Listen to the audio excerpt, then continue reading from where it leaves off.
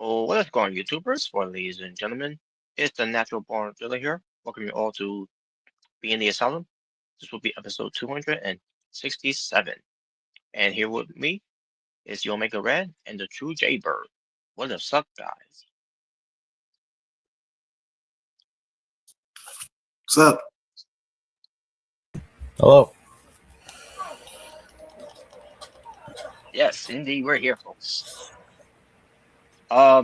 Just want to say, I'm pretty sure you guys already heard the news about what happened with CM Punk and AJ Lee. They unfortunately Oh lost yeah. yes, they unfortunately lost their dog Larry. Yeah, unfortunately, yeah, I heard that. Unfortunately, Larry passed away. Larry the dog. Mhm. Yeah. Mm-hmm. Man, Larry's been through a lot, man. Based on the stories that Punk has been telling us. Yeah. It's never easy losing a pet, man. And believe me, I've been through there a lot. Yeah. This is my, so obviously, want to my personal condolences to Punk and AJ for their loss of Larry the dog, and he'll be truly missed. Yeah, he would.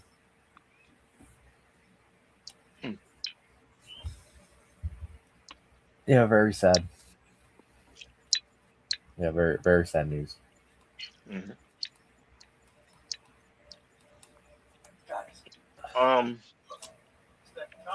So just want to get that out of the way, just to pay our respects. And now we go move forward, folks. For something to talk about. And first say, State Joseph is fucking terrible on commentary. Who? What the hell? State Joseph is fucking terrible on commentary. Oh, that just came out of nowhere. What? you're talking about? Yeah, what did Jake Joseph say? I can't remember how he said it. When it came to Sam, basically talk about the Iron Survivor Challenge thing, and because there was a match that happened on the show. I didn't watch the show. I didn't watch the show. My uncle was watching it in his room, and I just heard overheard what was saying there in the kitchen, and here I hear is Dick Joseph saying something ridiculous, and I'm like, this, and that just means that this guy's fucking terrible. No, you're terrible. Like this is what we have to deal with on Saturday. When we do the watch along. Holy shit! Bang.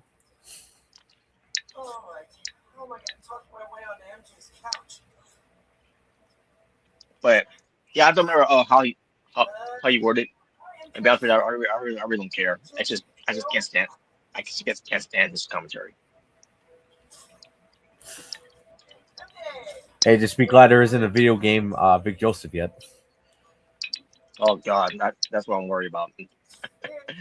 Let's hope that they'll ever haven't included that. Bang. Like, can you imagine you put him in the game for 2K, and he's gonna be doing his stupid phrases that he does in real life. Not to the move. Bang. Oh God.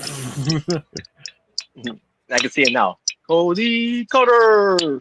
Oh Jesus. Oh man, terrible.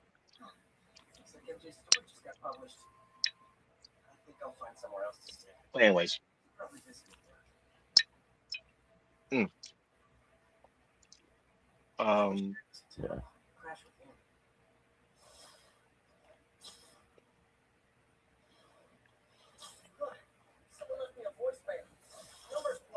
But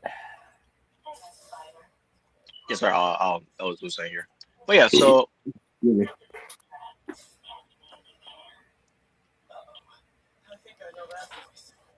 I thought we had Remy in here already.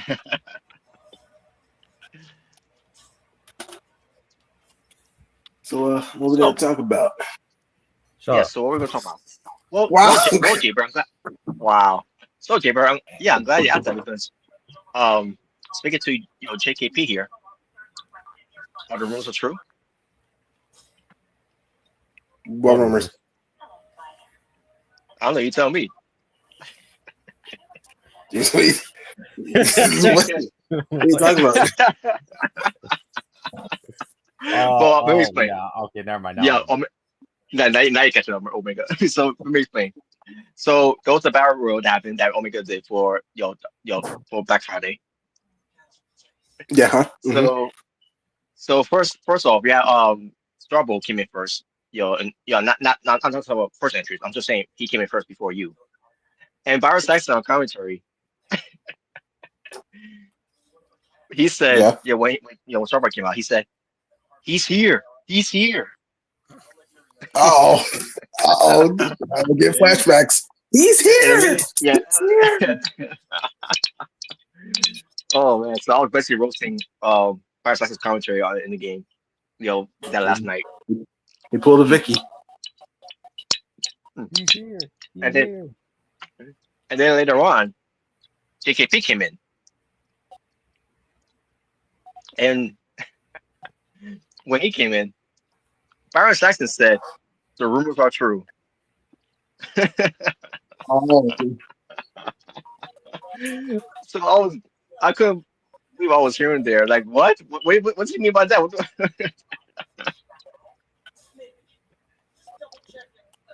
Mm. I mean, I am the great. I am great. So I don't blame Brian Sachs for having that reaction. So. The rumors are true. Yeah, the rumors are true. I'm the best. So Oh, well, I mean, it's not really a rumor, but that's a rumor. Huh? Well, if it was true, yeah, I wouldn't know about it really. Wow.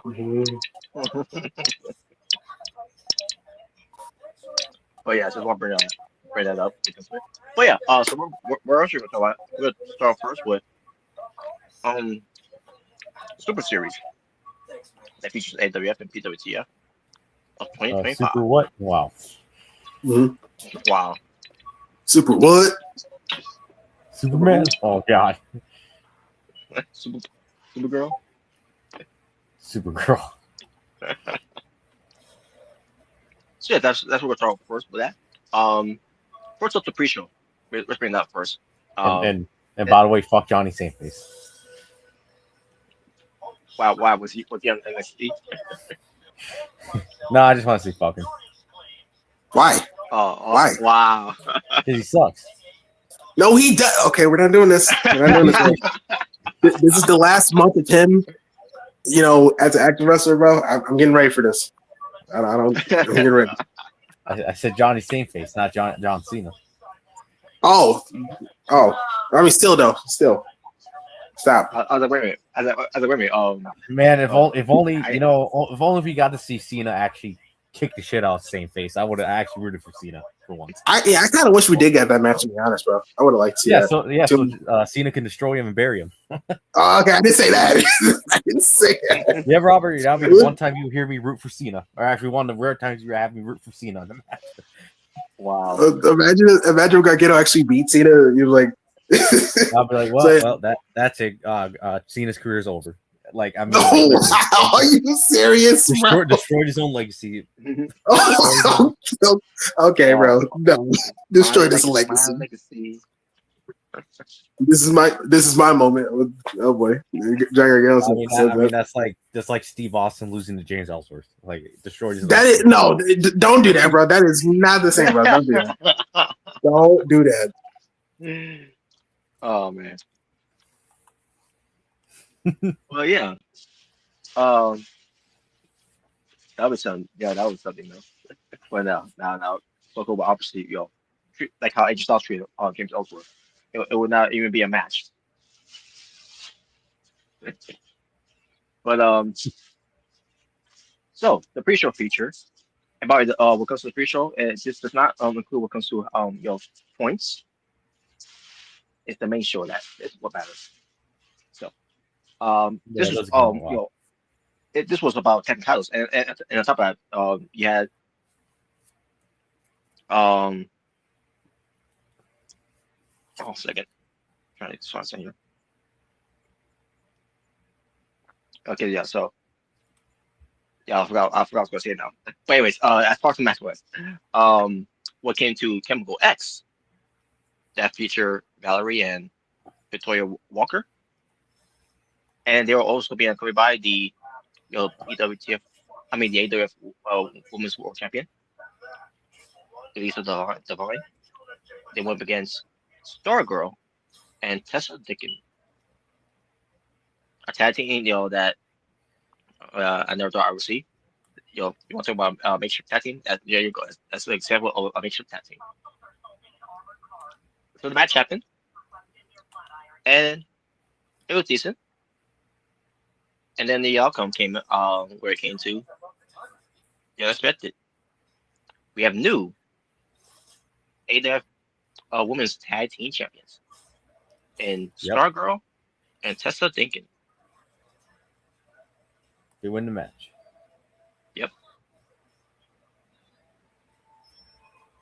No, they shouldn't have won. Wow. Well, it is what it is. There you go. Wow. And that was the kickoff of on the way to get ready to go off for the main show.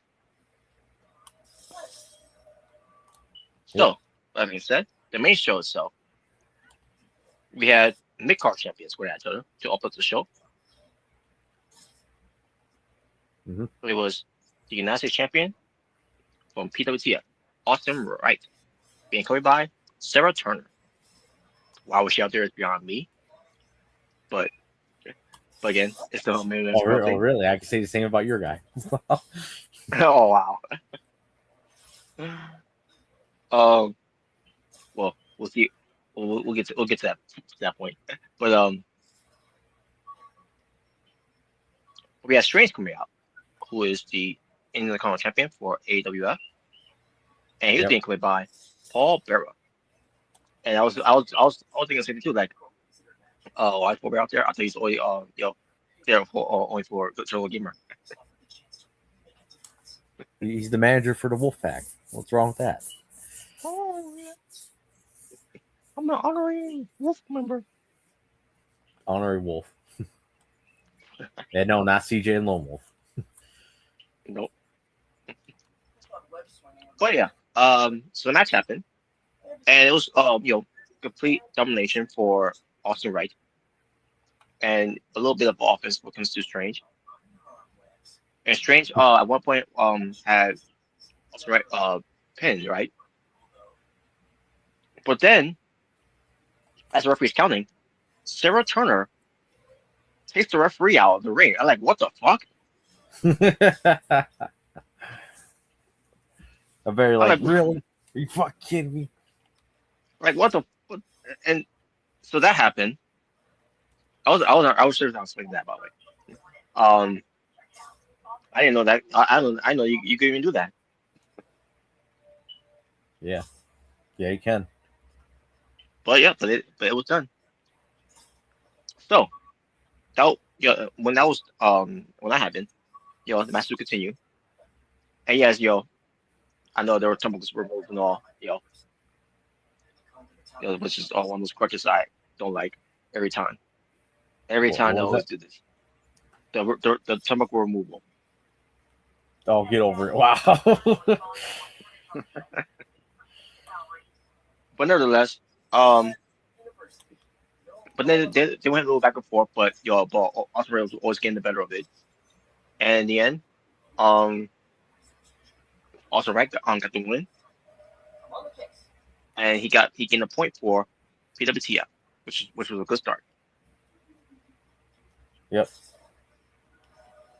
Not for me though. But all right, all right, here we go. Because of Austin Wright, he was not happy with Sarah Turner getting involved there.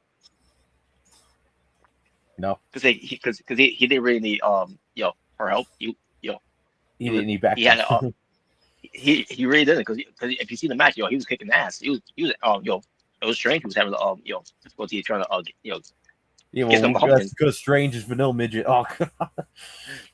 I mean, just bathrooms obviously. My God, and look at the build that Austin Wright got too. My God, He's on the right. Wow. Oh wow. Yeah, steroid guy. Steroid guy. But yeah, but also ranked out got the win for the team. They did. And with that, PWTF was in the lead. Then we had the tag team going out here. You had from PWTF, the tag team champions, Nick Carter, Fab Nick's at Night.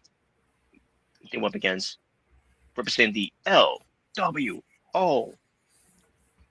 Angel Martinez, Jose Rodriguez, being accompanied by Rosita. Yep. And they had a very good tag team match there. And Yeah. oh yeah, I should mention it by the way.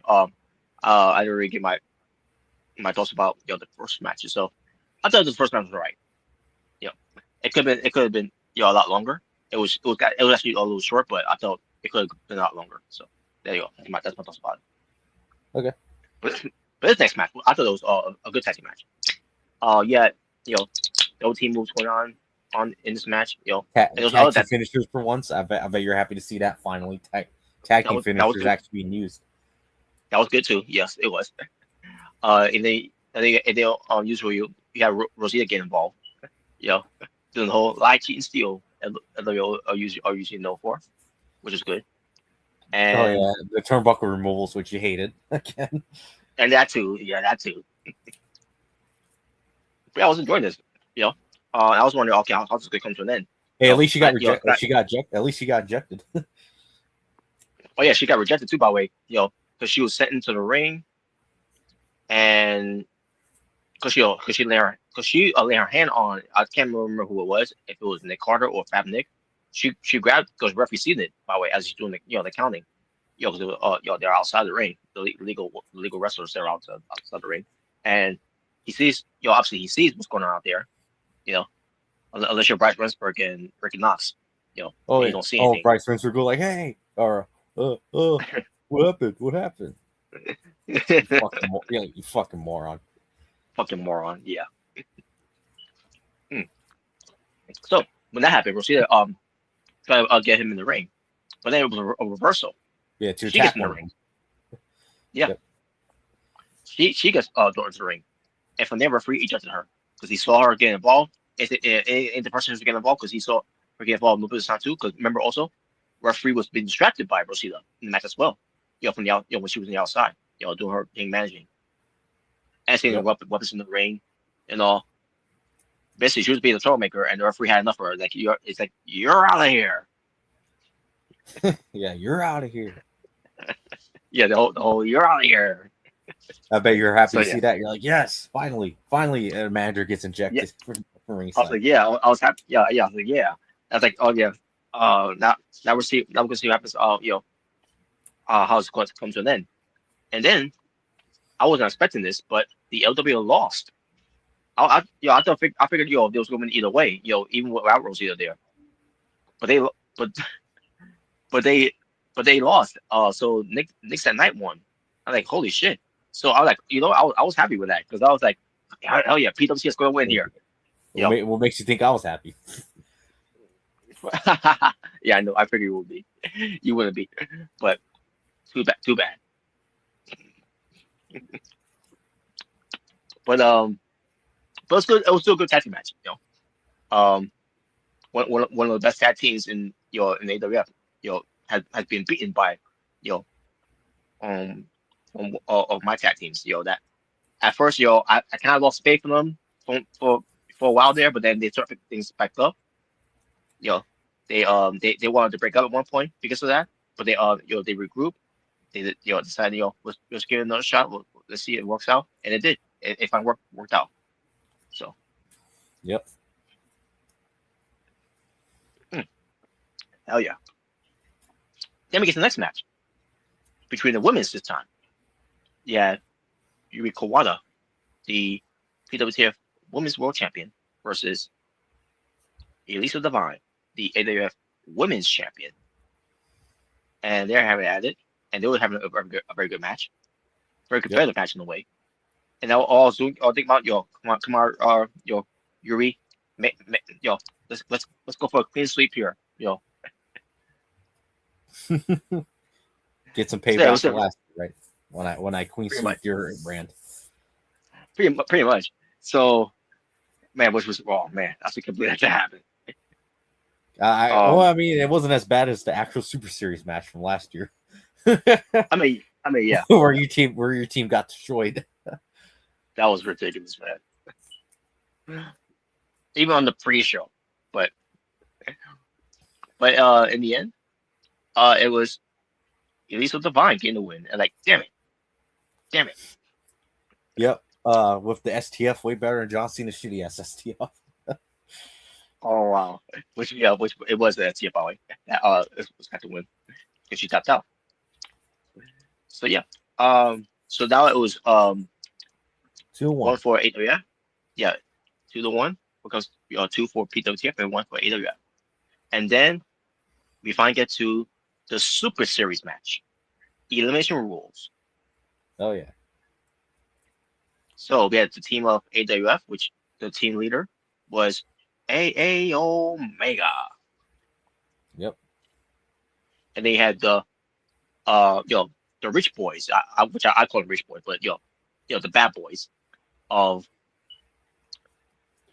Hunter Wheeler and kind of lost my train of thought there for a while. But yeah, Hunter Wheeler and Austin. No, sorry, Nathan Matthews. Excuse me. Um,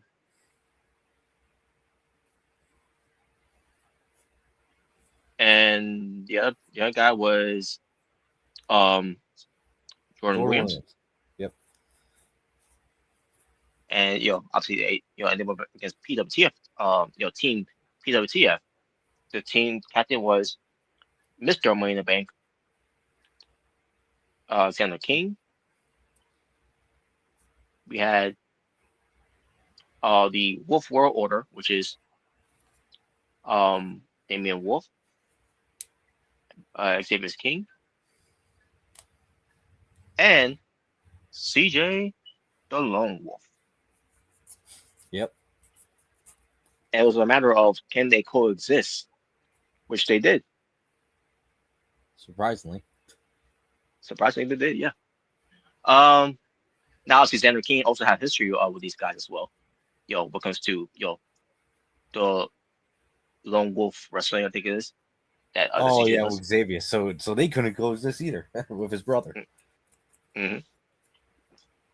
So yeah, it was a matter of can they coexist in a way. When it came to Wolf World Order Your with team. Xander King and CJ. Yeah. And they did. And in our group, well, the rich guys were trying to take over the whole group. So me and Jordan had to coexist with them. Yeah, exactly. Yeah, well, you can never close up with those guys, especially Hunter Wheeler. He takes it from his dad. but more on the narcissistic way that he does. Wow. That's the problem with this generation with guys like him. What the hell? But anyway, I digress. But the first elimination happened was Hunter Wheeler. Like, yeah, fuck you. CJ got him, by the way. CJ was the one who made him. Which CJ made him. Like, yeah, fuck you. I bet you're like, thank you, CJ. Thank you, CJ. Yeah, I think I heard the back about insulting him before. Wow. Now, obviously, it's all for fun and games and all, but still, fuck him. Awesome. I mean, Hunter Wheeler's meant to say. So yeah, with that, so we're in the lead here, PWTF here, when it comes to, the numbers game. But then CJ loses. And Nathan Matthews is the one who eliminates him. And Nathan Matthews was limiting him, and like, oh fuck. Well, what's new about CJ? Oh my god, there it is. Oh shit. But yeah, so CJ was gone after that, and then from there, all hell was was going down for my side because once CJ was gone, then all of a sudden I can't remember who was next. I think what I think it Xavier's was King, yeah, I remember now. Yeah, it was and he Xavier's got King. counted out. He was much of a He got threat count. that he had to get counted out. At least he was protected. I'll say that. Because but then yeah, I would prefer somebody being protected. Who else we can eliminate next? But Yeah, just just because Damian Wolf, the way he looks now, man, he looks pretty scary. Yep. But either way, um, but he was protected. I think what it was. I think it was because of you, or I think it was because of Jordan. wait, Jordan. Yeah, I think it was Jordan. And he was out there to make sure he doesn't get up or anything. Basically, you was right there. You basically you came down of your corner. You're thinking you're probably thinking to yourself, I'm gonna bring him back in the ring. And think, fuck you. I'll leave you there. I Make sure he want my doesn't team get to up. win. Make Yeah, sure he doesn't get up. make sure he doesn't get up. So yeah, I thought that was clever there. How that was done. I was worried that the AI was going to have you get come back in there. Thank God. Thank God it didn't. Thank God I was smart enough not to do that. Yeah. So after Xavier King was gone, then it was just Sander uh King and Damian Wolf, Yep. and I'm like, damn it, man. We're not going to survive. We're not going to make it. So, and what was and we'll again we're going to PWTF. Who was left was again um Senator King and Damian Wolf. But AWF was Nathan Matthews, AA Omega, and Gordon Williams. And then where I thought all hope was lost in a way. But then also things was not in my favor at that point because AA Omega got the elimination on Damian Wolf. Yeah, Queen 301. Yep. And making 3-on-1 at this point. And like so much for that. I'm done. My team's done. It was gonna be 2-2. So I'm like, damn it. So that's what I thought. But there was all hope, on my side because Xander King was left, against 3 other teams of AWF, and I couldn't believe it. he he got rid of you. He got you eliminated. Like holy shit. And none of them did anything about it to stop it. The teams. Like Because I thought it was going. he couldn't get back in the ring anymore. They did. They used all up their ring, breakups. I guess you say. Jeez, but I guess so. I mean, there was a lot that going on when we were all in there too. When all the teams were, all the members were in there. Just to say, my God, like Yeah, so he got the one up on me. So there you go. Yeah, I was saying to myself, okay, that's good. What happened there? But I thought it's gonna last. It's not gonna last. Well, then he rolls up Nathan Matthews. But then he was Nathan Matthews, and I'm like, well, he's gonna kick out anyway, so that's not matters. And then he got him. Like, what? He got him? Holy shit! I'm like, holy shit! So like, holy shit! Just Jordan and Xander King. Yeah, now it's just between Jordan and Xander King. Like, holy shit! This is it. Like, it's now or never here, right? And Xander King was kicking ass, but unfortunately, because Xander King, he went for something off the top. I'm trying to remember if it was like a finisher he went for. I don't know what he went for. He went off the top though. Either way, he went to the top, and I think Jordan may have got out of the way, or I can't remember how it happened. But all I remember is that didn't matter because he ends up on coming back, making a comeback. He hit his finisher, which was a lumbar check, and got the win. And as soon as I saw that, like, damn it, that's it, it's over. I knew right there it was over. even with referee on going all the way around to just to see the shoulders. I like even still, it didn't matter. I figured Jordan was going to win for the team, and he did. So yeah, Yeah, so he won for the team for AWF, we celebrated. and they celebrated. They came back to celebrate. Come on, you didn't So like yeah, that? I not see those two out there. Oh, Nathan Matthews and Hunter Yeah, Wheeler. the rich boy, the rich boys. Man, they The must be entire rich really good boys, heels that even you hate them. and Nathan Matthews to a midget compared to you guys. Vanilla midget. So Come on, yeah, so Jordan. you don't want to think of Hunter Wheeler as the Austin Theory of AWF? Wow. No. Why? You're But gonna say Austin Theory was way more talented, right? yeah, he's way more talented. But yeah, so yeah, props to Jordan for Jordan Williams. Even though he's not on my side of the team. He's one of my common enemies. From because of brand supremacy. But Jordan Williams, got the push for the team. Yep. So, what'd you say overall? You actually enjoyed the Super Series match, despite the length This of it? was this yeah. I didn't mind the length either. As long as it's good, unlike last year, oh, which was a chore. Oh yeah. But This this one you one enjoyed. this one I didn't mind. I enjoyed it. It was pretty good. So And you're glad there was eliminations now from not from just from my side. yep. So now it was 2-2 for AWF and PWTF, and the tiebreaker was between the main event. Yeah. So natural born driller from the PWTF side, the PWTF world champion versus the Demonator from the AWF side, who is the AWF world champion. Mm-hmm. And holy shit, this was a fight.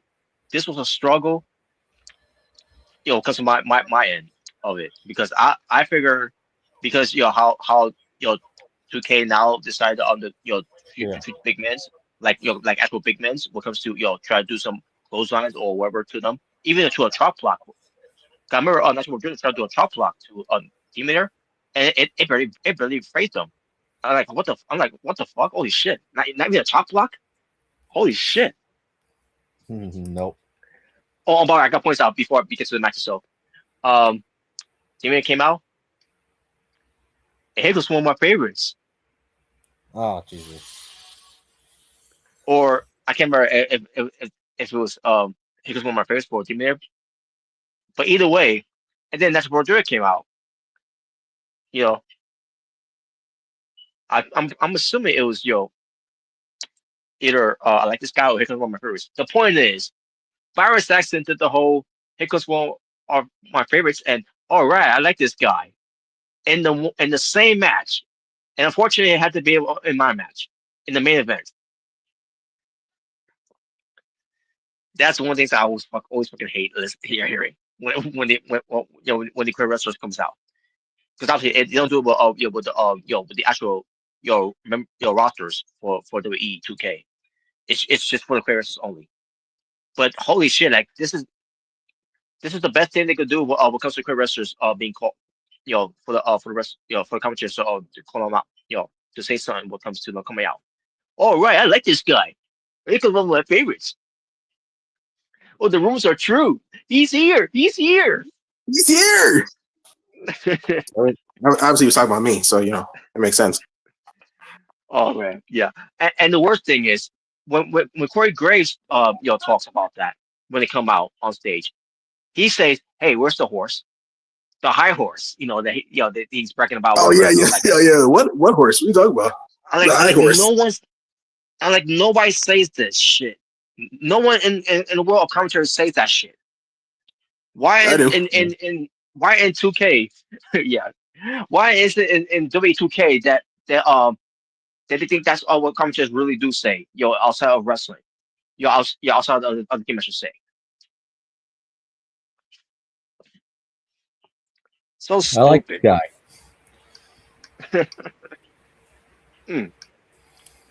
So anyway, just want to get that out of the way. So some things that really annoys me when it comes to 2K commentary.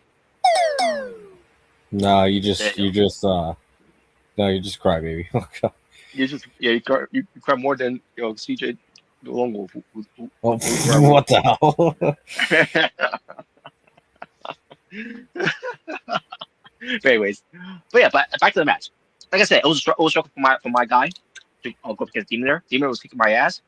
And I was doing my best to my offense. On like Strange with also right. Just saying. Mm. But but I did land a super kick. I did I don't remember if I tried to do the brutalizer, and I remember I tried to do the flatliner. But no avail. They Demon was ready to push me to the limit. You know, and Reed was really destroying me in a way. But I was, kept making a comeback and all that. I was like I think, for all the times I've seen National Jordan on these, these type of matches, like, I thought, handicap match was going to be the one I was not going to win because obviously, I didn't think I was going to win, but until I did. But then with King of the Demon Layer here, there's no way I'm going to win this match, man. There's no way. It will take a miracle for me to win this match, which we'll get to that part when we get to it. But the Demon did took care of me with the choke slam and all, and the demon bomb. But I still You kicked still out. match him. Yeah. Yeah, I still must kick out and all and everything. And then we start fighting outside the ring. Well, we fought outside numerous of times. So this is one of my better matches I had so far, and it was against Demon Lair. And then we get to the part where Demon Lair was going to choke slam me. He was on reverse again, choke slam me outside. I counter it, and all of a sudden I see. I think I already had 3 bars already, National Board Driller. And I pulled off the Tiger Driver 97. Yep. Or in other words, the J Driller. Um, but when it comes to the National Board Driller, I call it the Driller Instant. It's Thriller Instant. So I hit it. I wasn't expecting. Oh, I was like, let's say, what am I doing here? It's like I'm not doing a pedigree, am I? Like no fucking way. So, I'm seeing how it's done. Like, okay, it's not pedigree. So what the hell is this? Like, holy shit! And then holy shit, I did the Tiger Driver, and it was on the outside, not in the ring. Yeah. It was on the outside. Because you saw the super finisher icon, didn't you? When all the Yes. 3 finisher I things saw are lit up. That was yeah. I didn't know I had that my guy already had 3 bars there, which was crazy. But yeah, so they happened. So obviously, I got back in the ring. Referee starts counting. Now, obviously, I figured he was going to come back in the ring because cause, it was like what? It was like up to maybe 3, I guess. And then once he's keep on counting. I can't remember if we were up to 3 at the time when I did the move on him. But either way, but the point is he's still getting back in the ring. And all I did was one move, the neck breaker, which it caught he suffered a lot of damage after the dual instant I gave him on the outside. So I gave him one neck breaker as he got back in the ring and pinned him and got the win. So yeah, I got the win for the team for PWTF. So that makes 3-2. PWTF wins brand supremacy for Super Series of 2025. And holy shit, that was a war. Went to war. the man that match with Demon there, that was a war I had, that guy went through. Would you say that was one of your toughest matches you ever had in your whole career? My toughest match here, especially the Demon was not was not going down at one point, with all the things I was trying to do to him. Not even a chop block couldn't take him down. Nope. Holy shit, man. Did he really? You glad how he's booked as a monster? Hell yeah. In fact, I like how all monsters being booked. All big guys being booked like that. So, which is good. Yeah. Especially Mr. It's Huge nice. and Mike Evans, right? Hell yeah.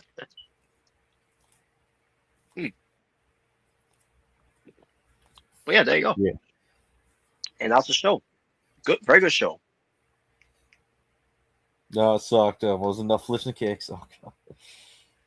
Wow. And because what I did there, I have to pay a fine. Yep. There's a reason why a move like that is always banned in AWF. There's a reason why. And of course, Bruce Willis got add a little more feed to it. Just for the sake of whatever hatred you got against me. Well, I don't know, maybe because you're dressed like a serial killer and trying to threaten his family. Wow. You see, smart. That's why. Wait. But yeah. So now we move forward to Tokyo Clash for AWF. Oh yeah. And I coming for that show. Yep. And the Bray Wyatt Legacy Tournament starts next week. All right. And here's a rule too. Yeah. No New rich boys rule. allowed. No. No. So, if you lose a loser match, so if you lose twice in the Bray Wyatt Legacy Tournament, you will be suspended from competing for 1 week. And then you have, so you cannot compete in the tournament for a whole week. Holy shit. Yep. What the hell? So, that's going to dock you a point if you lose another week without competing at all. And your points go down from 0 to -3 if you lose twice. Oh shit.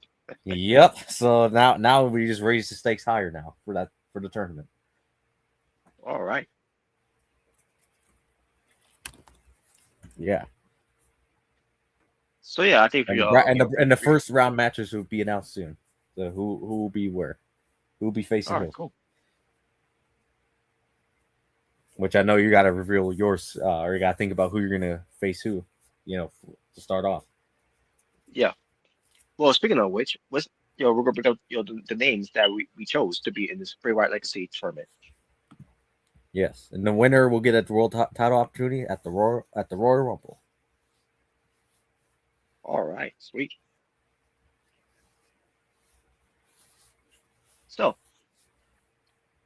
on the AWF League side of things, you have A Omega.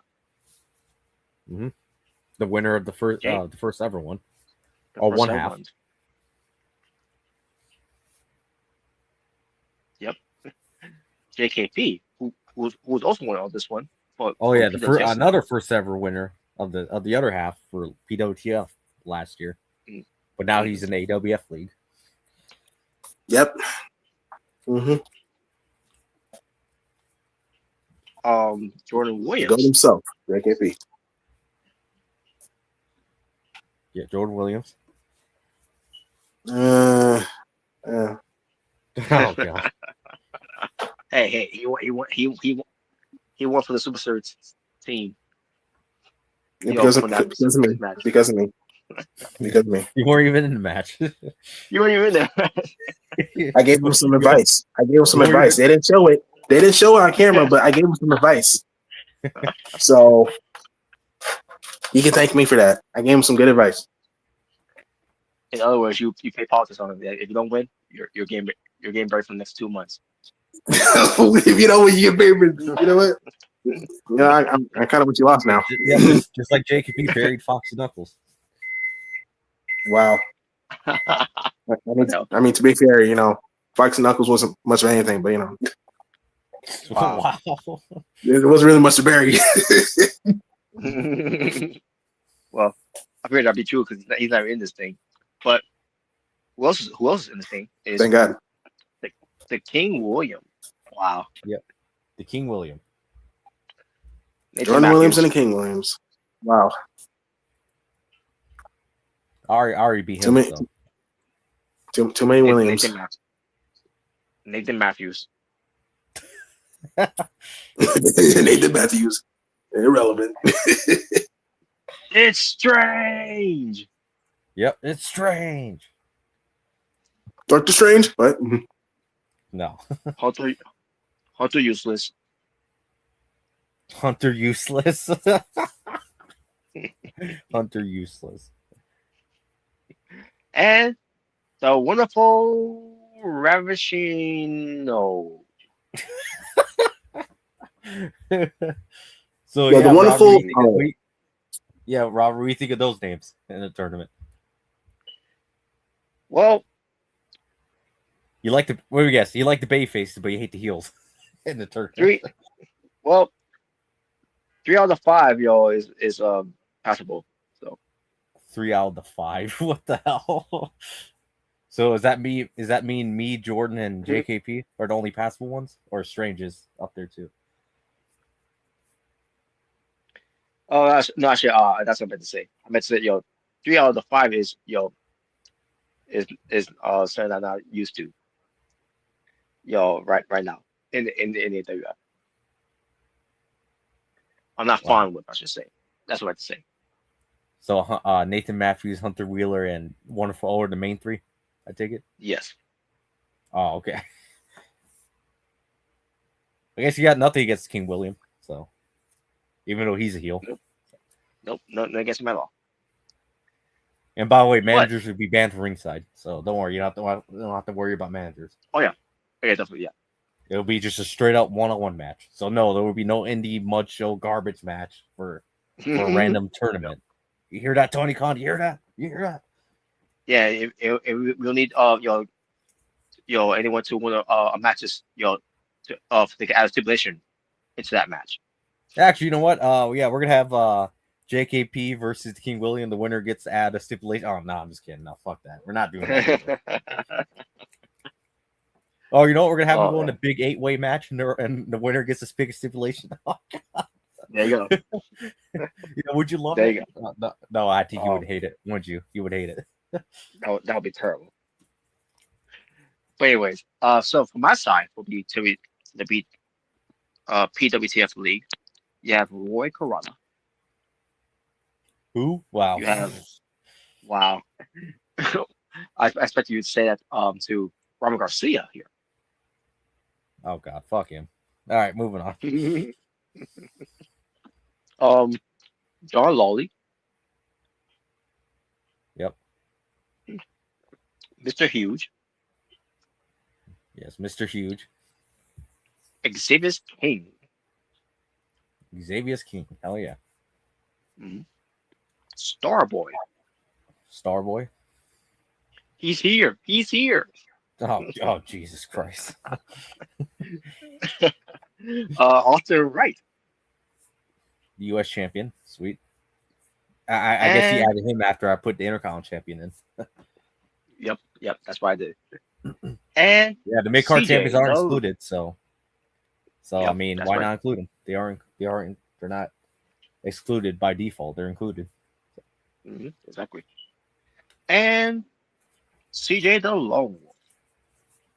Hell yeah. Yeah, that's what I'm talking about. No CM Punk? Wow. Or just like, well, he's already a 5-time world champion anyways. Yeah, nobody cares. Whoa. He still got more world titles than you. Wow. And none of them anyone remembers. Wow. How'd that first reign of yours go? Oh, wait. Oh, yeah, that first reign of yours. I was sick. I was sick that day. I was sick. Sickening. Sickening, yeah. I was Oh, sickening. Oh, yeah, now it makes sense why you have beef with him. He's the one who beat you for that title. I remember. Wow. And now they try to end my career. So That Jordan was Williams. Jordan ended your career. Wait, who'd you say? Who beat me again? I forgot. Who beat me again? I thought that was Jordan who almost ended your career at Asylumania. Yeah, Jordan. He almost ended my career. I'm trying to remember who beat me for the title. Because CM Punk I beat deal you with for some your of first the world title. Who? CM Punk beat you for the first world title. Negron, Christian Negron. Oh, no wonder I don't remember Mrricanjay. that. Yeah. No wonder I don't remember. Wow. No wonder I don't. Oh wow. Like anyway, go ahead. Well, guys, now it's time to talk about Survivor Series WarGames 2025 that people hated, The by the way. worst show of 2025. Terrible. Garbage. Yeah, y'all say it's terrible. The worst stadium show ever. You Like know holy what made it shit. worse? Yeah. You know what made it worse? Nikki Bella didn't win. That made it worse. Well, we'll get to that. Oh yeah, we'll get to that. Yeah, we'll get to that. Oh man. But for WarGames for Survivor Series from November 29th, WarGames. 2025 in the home of Omega Red here of San Diego, California. My hometown. Yes. The former home of the Chargers. More home of the Chargers, the current home of the Padres. Yep. The whole of the Mysterios. Yep. Mm-hmm. Yeah. By the way, I think the Chargers need to go back to San Diego. No, Las Vegas. I mean, Las Vegas. Los Angeles is better. I guess if you love pollution, go ahead. No. So they end up being in the Petco Park, which is a stadium. Which is where the Padres play. The San Diego Padres. Yes, the Padres play there. And the attendance of 46,016 in attendance. Bullshit. I believe it. I was there. I counted. Yeah, he counted every single person who entered the arena. Yep. I'll say it. It was for the playing the numbers here. It's a bigger number that they have for all Survivor Series they ever had. So yeah, I was not expecting Survivor Series being in the stadium this year. I wasn't expecting that. No, I think I think this is their first time. Yeah, I think that's their first time in the stadium, right? Yeah, I didn't realize it after talking about Survivor. Then again, let's just call that what it is. Maybe people didn't like Survivor Series because it was a lackluster build going into the show, where some matches then lead to the expectations. When it comes to it. Well, one of them obviously didn't lead to our expectations, which we'll get to. Yeah. But but they announced the attendance before we get to the main event, which they took long with advertisements and this and that, and then the attendance and like holy fucking shit, bro. It kind of remind me of when the first show, ESPN show. It kind of remind me of. Yeah. Bro, be hilarious, bro. If freaking Triple H came out, it's freaking announced the attendance. Like, oh no, this is gonna take freaking an hour. I love that you're all here. I love you filling up my pocket. I mean, you're attending the show. San Diego has a lot of history. And then I'm gonna cut a 20-minute long promo about absolutely nothing. In the middle of the ring.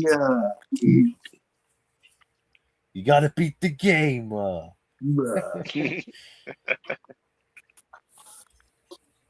Holy shit, man! But yeah, so that's basically what we'll check into when it comes to this as well. Too much of an advertisement and all and everything. Especially when it comes to a four match card. But nevertheless, so you had Michael Cole and Waybear as your commentators for the show. Mm-hmm. And so the opening match was we all figured it would be ladies first for the women's War Games match, but that's it. 41 minutes and 10 seconds. The difference that they here when it comes to War Games this year, because they were in the stadium, which I figure after they what what they did here in the stadium, but like, well, there's no shark cages, so I figured they're gonna have they'll just make their own interest, which they did. Yep. Weren't you happy? Actually, it was. It reminds me of there's WWE War Games. So Yeah, and ironically, we watch, one of the WCW's War Games, yes, which did the same thing. hell yeah. So who's one that came out first for the team? Because the Faces got the advantage. It was Team Mm-hmm. Rhea, and Charlotte was one who came out first. Yeah, Yep. the goat.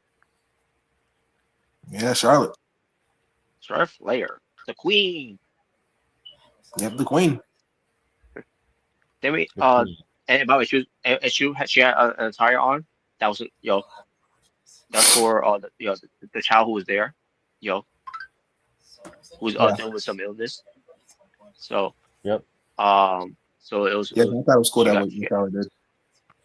that was very cool. But Team Asuka, they had Asuka coming out. So basically, we had the two Mhm. women that faced her for SmackDowns. You have to see who's good, who's going to win for the advantage for the team, and it ended up being Charlotte Flair winning for the team, obviously, to get the Yep. advantage, and they have it again. Mm-hmm. And it was for a good 5 minutes. They went at each other until we get the next one coming out, which we all thought was going to be Alexa Bliss, but it ended up being Io Sky instead. Yep. Genius of the Sky. The Genius of Sky. So she came out, and she Or had in this case, a weapon. the genius of the trash cans. Yep, pretty much. So, and her weapon of choice was the trash can lid. Yeah, I said Io. Yep. She now has And her own custom trash can. yep. And obviously Charlotte and Io team up on Asuka until we got the next person coming out, which I think it was Kairi Sane, right? Gotti! So yeah, Kairi came. So I think I believe it was Kairi, right? Yeah, I think so, yeah. Kairi. I think even during the Oh. match, when Asuka was having was getting jumped, she was calling her name. Yeah, she was.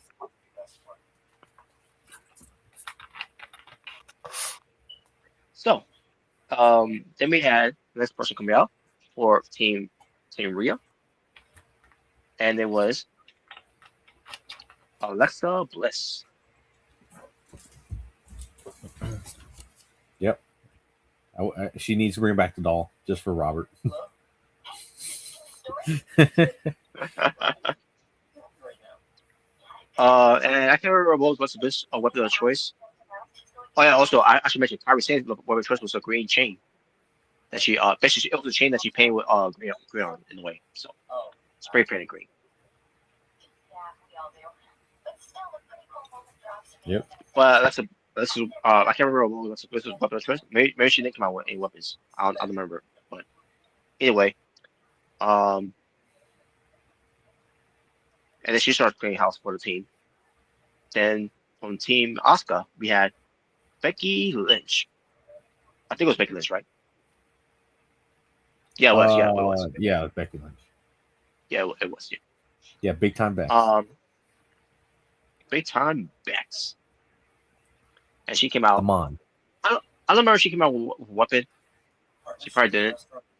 But either way, but then they took care of Team Rhea here. Then AJ Lee come out from Team Rhea, and Becky Lynch looked like she was shitting her pants. Yeah, she was scared. No, please. It was a joke. And she locked in the yeah, and she's locking the door so AJ Lee can't get in. And like I think myself, well, I guess how's she gonna get in now? Oh yeah, that's right. She can just go climb up the cage and go, because there's no roof on the cage. The roof, the roof, the roof is on fire. It's funny, there's not a roof in the cage and it's not a roof in the stadium. Yeah, but Hilarious. that I There didn't should have think, I been. didn't think of that either. Yeah, there should have been. Should have been raining. Should have been Yeah, snowing. that's why Blood Guts is better. That's why Blood Oh Guts my is god. better. E. Jones. Wow. Yeah. But Well, you know, so yeah, so somebody should actually, say that.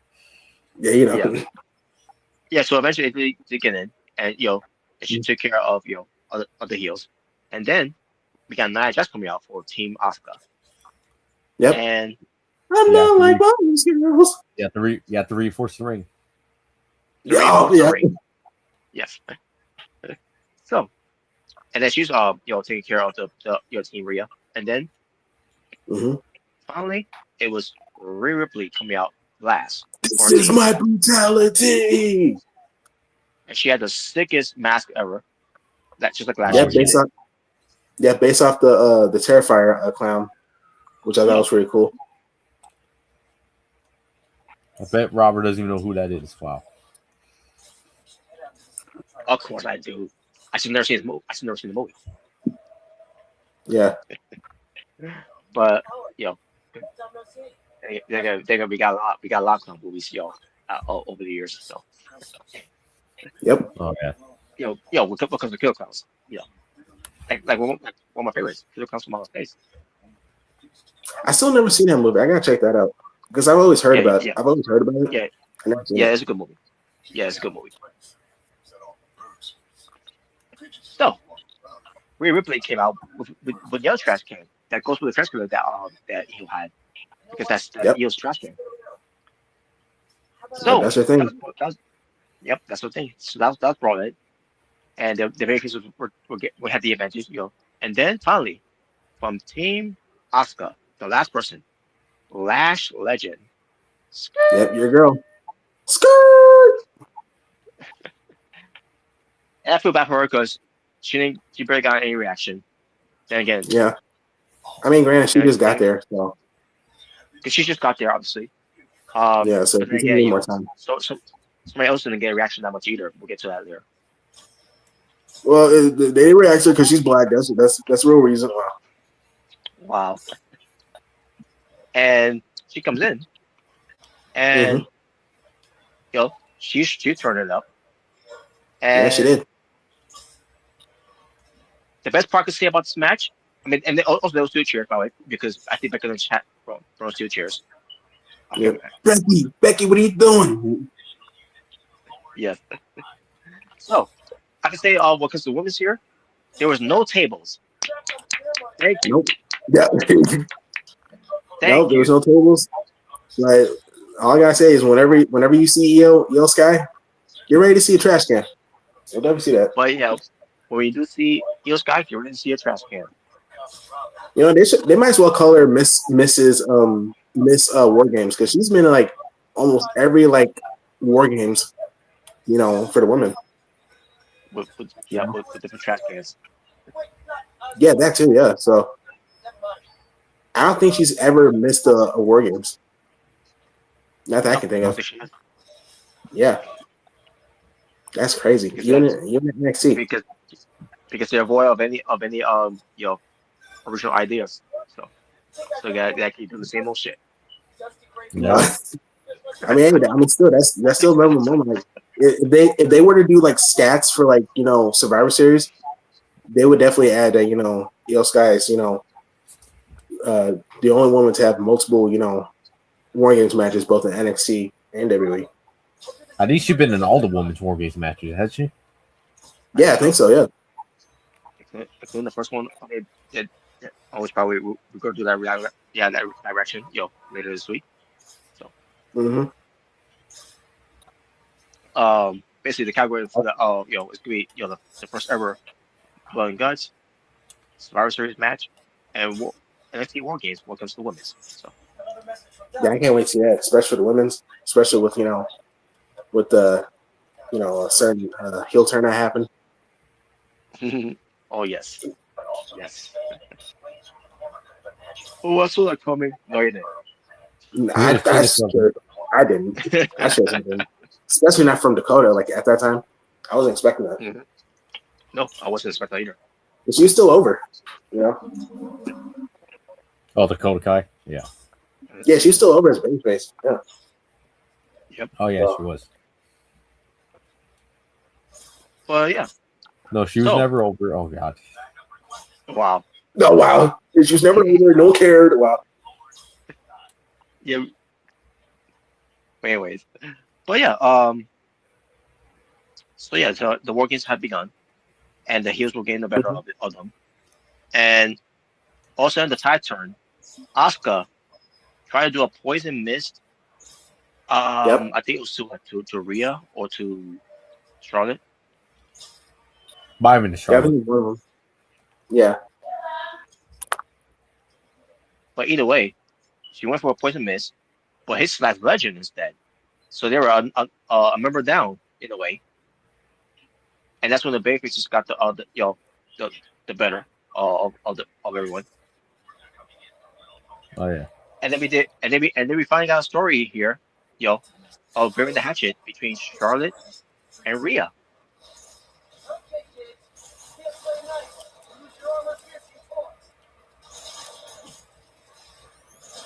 That's all, long-term booking there, I guess, right? Yep. I wouldn't say that. Oh god. And I tell you, I like they had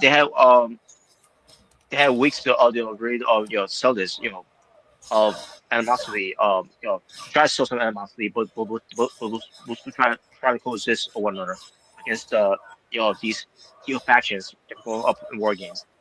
And we really got none of that. Other what, a sit down, discussion, whatever. Why And like, why do you keep hating? yeah, he was more than that. I mean, look what happened with Becky Lynch and Charlotte Flair when obviously those real heat there, by the way. But they turned that around, and they ended up working together and be professional about it.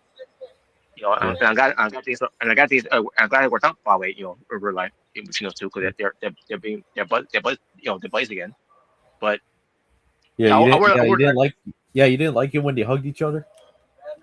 and it's nothing too. They were hugging each other after the show was over. When they were forming the team, building up this team, for war games. They will hug each other off the show. It was online, and then we get to SmackDown, and stuff like that, I don't trust you. I don't have anything to do with this. Like, I saw what happened after the show. What the fuck? What the fuck's wrong with you, WWE? That's it's not Charlotte Flair's fault. I'm not blaming Charlotte Flair. I'm blaming them, the idiots, fucking the shit. No, you are blaming Charlotte Flair. Oh god. Oh my god, man. So yeah. This just felt like rushed and forced in a way. Like, oh yeah, we're good now. No, your whole life is forced. Wow. Wow.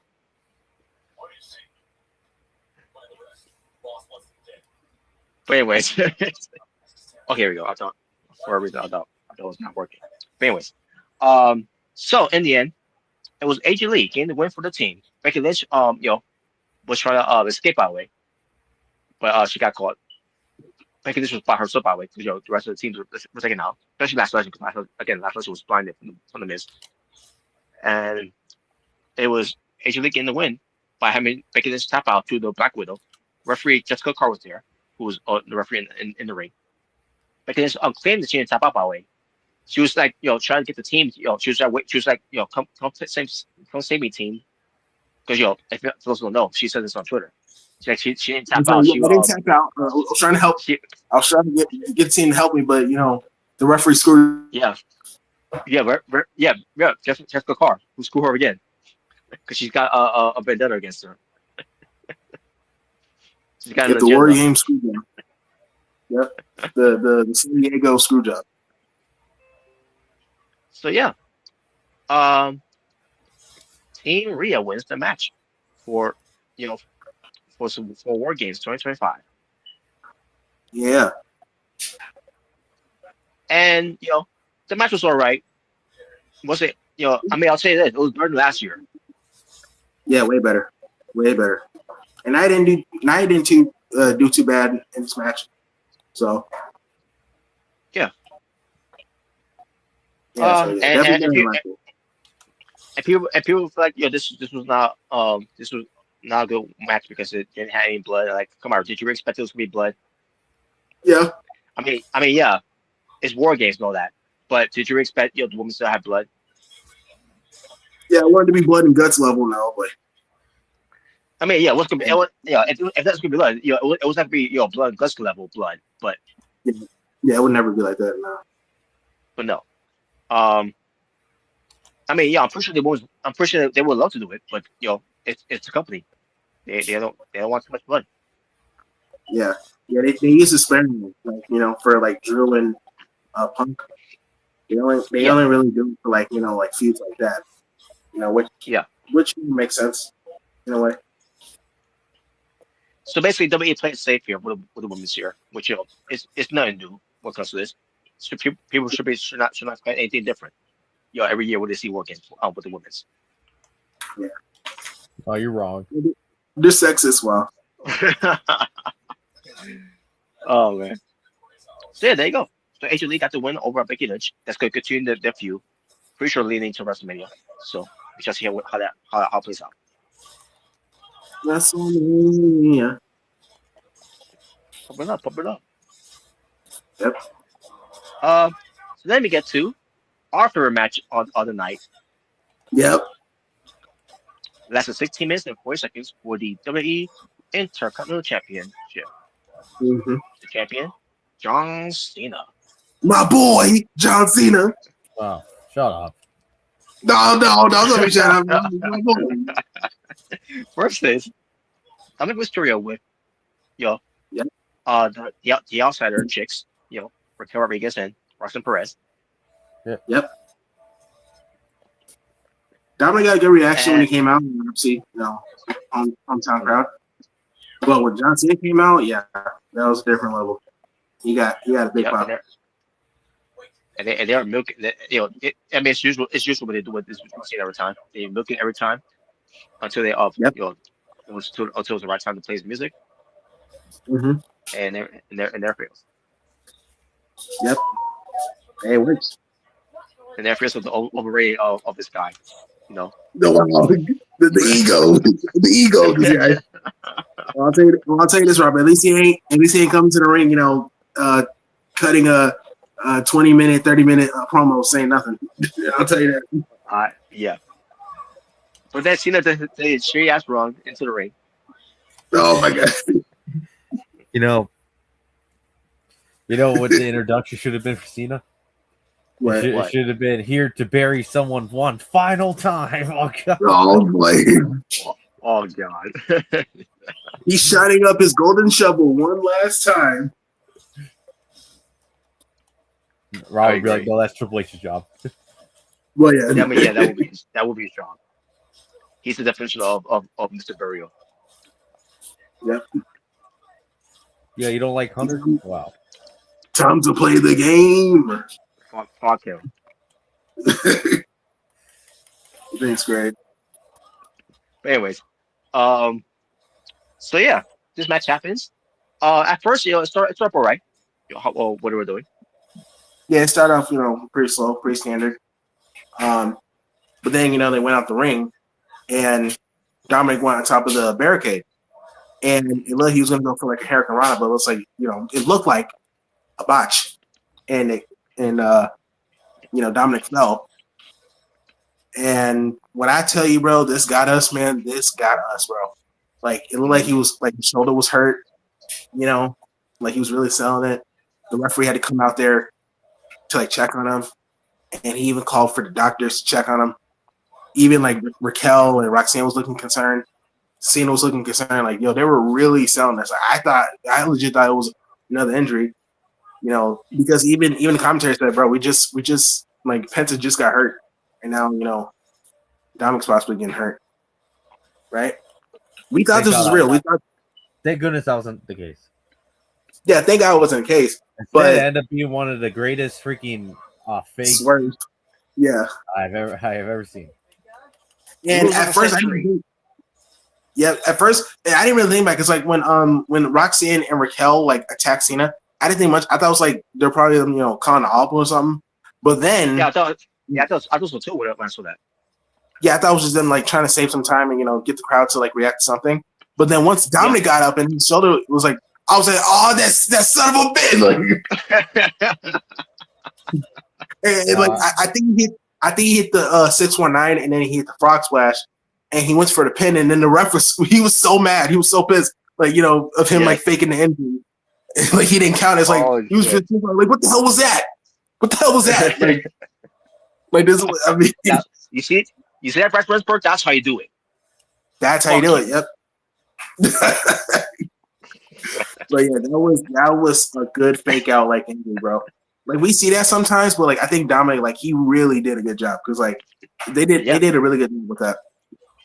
I lied. Yeah, exactly. I lied. Yeah. Learn from the best. Learn from his father. Oh my God. Yes. And not from Steppy. Robert, do you agree that Dominic's great? He is. He is, man. What? Wait, say again? I said, do you agree that Dominic's great though? He is great. Yeah, he is. He came a long way, bro. But actually, I'll say it from there. But yeah, that happened and all, and like, and then also the referee goes, "You're out of here" to the the outsider chicks. Yep. It was, and Robert's like, of course, Roxanne gets bullied again. Yeah, she does. She gets bullied again, just like she got bullied by John Cena. No, because all she was doing was fixing the apron, and Cena acted like he got tripped by her. One's a bully, always a boys. That Cena is. So he was out. Oh, wow. But I think that's when Finn Balor and JD McDonough came in. They were jumping Cena. Mm-hmm. I remember. I think. Because the referee, he was looking out, and then I think JD went for the moonsault, but then Cena got his knees up, and Finn tried to go for the coup de grace, but he moved, and he was taking him out, and then we got the old school, double, AA from John Cena, showing his strength. They still got it. He's still strong. And he AA'd both, look at JD and yep. And he took them out. And I think the referee was still out at this time. Yeah. He was still out. Yeah, he's still out. And then she was called for another referee. He was called for another referee. Yeah. And I think that's when Liv Morgan's music hit, I think. Yeah. Yes. Yeah, I was like, another referee. We got Liv Morgan. Yep. And I was shocked. Like, she's back. She is back. She's back. Watch me. Yep. And she came to the ring. And she helped up, Dominic, like, saying, are you okay? Are you okay? And then like she slapped him. At first when I saw the slap, I thought it was a botch because like she didn't hit him. And then obviously, she hugged Cena, right? Yeah, she hugged Cena. Yep. But then you saw her eyes. It was like, she played the John Cena. She read the John Cena playbook. Like, and then where that came from, where she and then she low blowed him, and then she low blowed Cena. It's like, how does that feel? How does that feel? Take that. Just a minute. You wish she was the one grabbing your balls. Wow. Oh wow. Well, I won't have her kick it. Wait. Yeah, not kick it, but yeah, man. So it was all ruse again. It was another ruse, and ruse of the century. And I remember Dominic hit the 619, and then Liv hit Cena with the IC belt, and we got a frog splash from Dominic, and then the referee, I think Liv got the referee in, and we got the 1, 2, 3. Now Dominic is now a 2-time Intercontinental champion, one in his hometown, and he is now both. He is once again Dominic 2 belts. Mm-hmm. Yeah, this was a fun match, bro. This was a fun shenanigan. Take that, Vikingo. Yeah, exactly. Yeah, this was a fun shenanigans ruse, filled match. This was just fun. This was a fun time. This shenanigans done right. In my Exactly. opinion. This was so much fun, bro. So much fun. And I don't know if you guys saw this, but I remember I saw a picture of when Cena got hugged by Liv. I gotta show you the photo because I thought it was so hilarious. I see it too. Yeah. Yeah, but Cena's face was so funny because that'll probably be me, bro. Oh, What the hell? What the hell? I guess he's gone. My guess is he probably went to get the picture, but then for some reason StreamYard kicked him out. It's like screw you. It's what you get. But I was going to, so after all that's done with that match. Obviously, this was our match. This was our match of the night, and Mrricanjay is once again the car champion. So he's the Mega Continental champion once again. Yeah,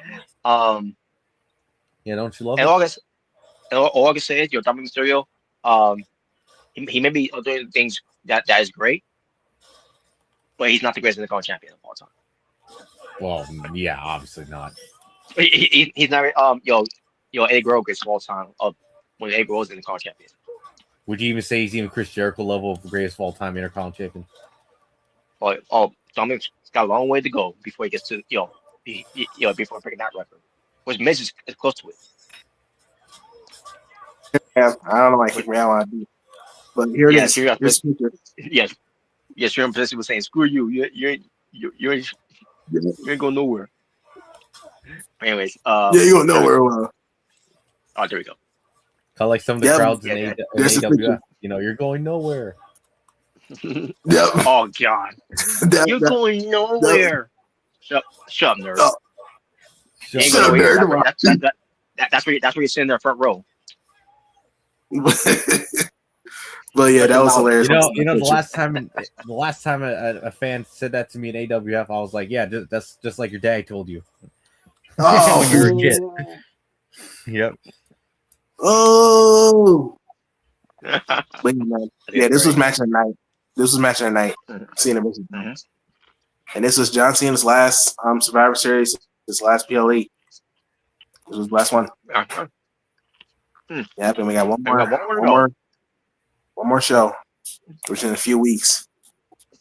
I'm not lying, bro. I think the waterworks is gonna happen. I see that. We're getting there. Grow up. Wow. Hey, I definitely see like some fans probably getting emotional too. For that Saturday night's main event. Don't be surprised when you see some crying fans. Yeah, I think I'll destroy some. Yeah. Yeah.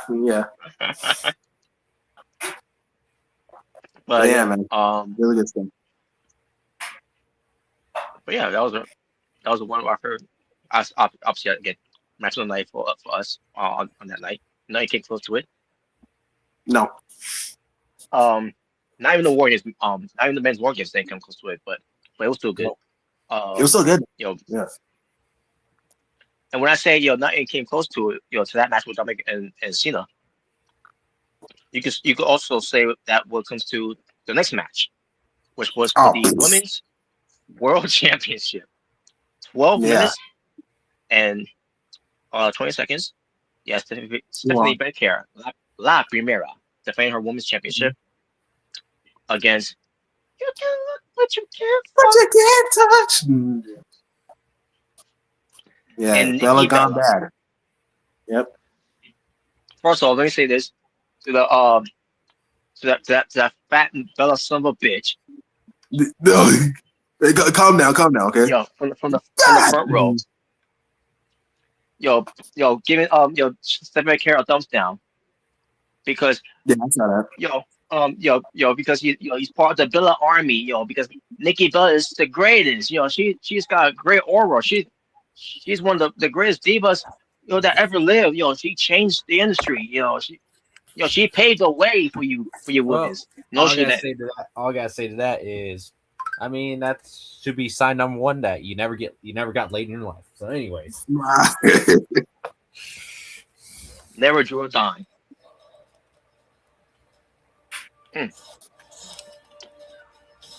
You guys being mean, Spark. Yeah. So and and there was a main size of refrigerator in the hotel. You were mistaken on that guy being one of them. Wow. No, if Matt Jackson is if Matt Jackson is the oversized refrigerator, he's the mini size refrigerator. Wow. I didn't forget about you, but you just like Bailey. Well, I'm a big Bailey fan. What's wrong? What's wrong with that? And he had the hair for it too, by the way. But unfortunately, he doesn't have the physique like Bailey does. I'm working on it. Wow. I'm working on it. Sure, buddy. So this match was terrible, and I feel bad for Stephanie McCare for carrying a piece of trash like Nikki Bella. She was trying her best, but it just wasn't working. Nikki Bella was not cooperating. She didn't know what to sell or what to do. Dude, the main thing I remember, she made the Devil's Kiss look terrible, but not on the table, but in the ring. And not like that, bro. I remember when she tried to counter, like when a wrestler's coming from the corner, and then someone counters with a kick, bro. She didn't even do that right. Yeah. Like when she put her leg up to counter, bro. That was so horrendous. Stephanie didn't even sell it, which she shouldn't have. Because that was so garbage. That was. How bad is it that Nikki Bella, coming back, where she doesn't really fit in this era at all. She doesn't. No, she don't. And the thing is though, she was a lot better before. She was actually pretty decent in the ring. I don't know if this ring rust or whatever, but something right. Because and let's think about this. Last match she won this year, which by the way, surprising she didn't win a match this year. But the last match she won of her, which I completely forgot about, was against Chelsea Green, and I believe that was back in June, July. Oh yeah. Mm-hmm. The other matches that she's been in, she's lost everything. She lost to Roxanne Perez. She lost to Becky Lynch, which by the way, another terrible match that Becky Lynch had. Yeah, Clash in Paris. Yeah, it was just trash. Nikki Bella is just trash. She was never. And here's the thing. Yeah, we just said she got a lot better, but that doesn't mean that we all thought she was a great wrestler. She was never a great wrestler. No, we gave her credit, but yeah, we gave her credit. That's as far as we can go for there. We gave her credit. Yeah, but yeah, like I said, I don't know if it's ring rust or what, but she's definitely not the same as she used to be. And then I think it's people, these fans, and I heard a few of them saying, this was the better match than Bella ever had. Like, what are you fucking talking about? Did you? What? That match was garbage. You must be watching some old Nikki Bella matches or something, because this wasn't it.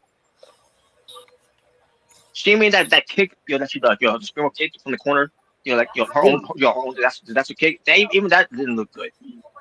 Yeah, it was so bad that freaking Stephanie didn't sell it. Yeah, just I'm like, this is the epitome of selling, somewhere Nikki Bella's standard in wrestling right now. Yeah, this was. I don't know why they think that Nikki Bella was anything great in the ring. She wasn't.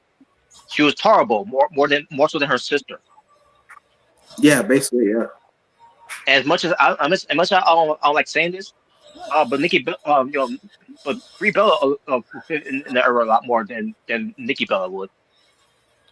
Yeah, she would actually. You only say that because she's Brian Danielson's wife.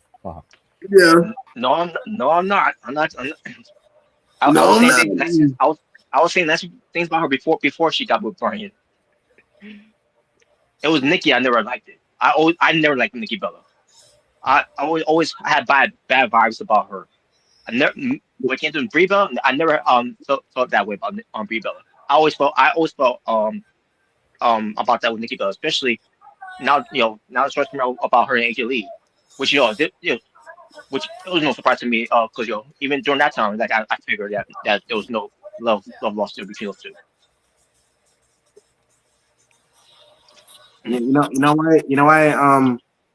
Why Robert had a bad vibe with Nikki Bella. Because I wish you died in the womb. Oh God. Yeah, she meant that well. But not just with fans, but with other people as well. Because of Nikki Bella.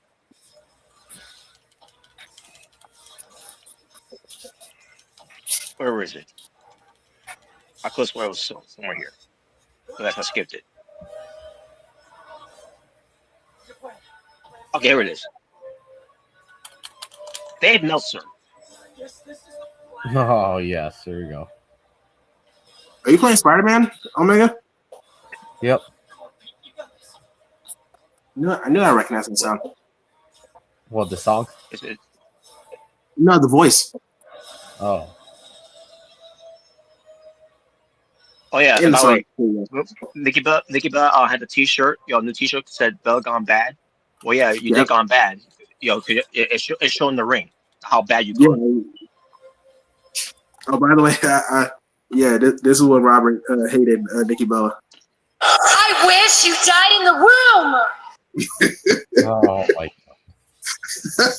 That's still one of my favorite promos. It's so hilarious, bro.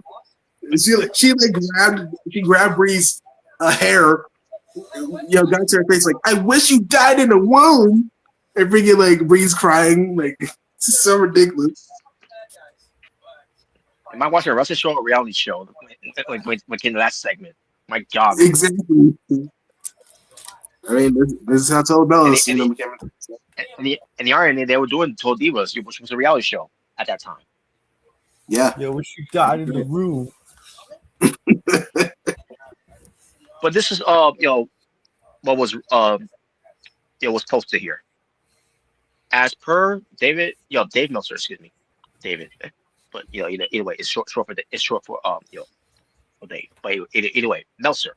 WWE has ruined the legendary status of Nikki Bella by booking her to lose clean against a newcomer like Stephanie McMahon at a stadium show. First of all, Nikki Bella didn't lose clean to Stephanie McMahon the way that you're paying out to be when it comes to it, because they protected Nikki Bella.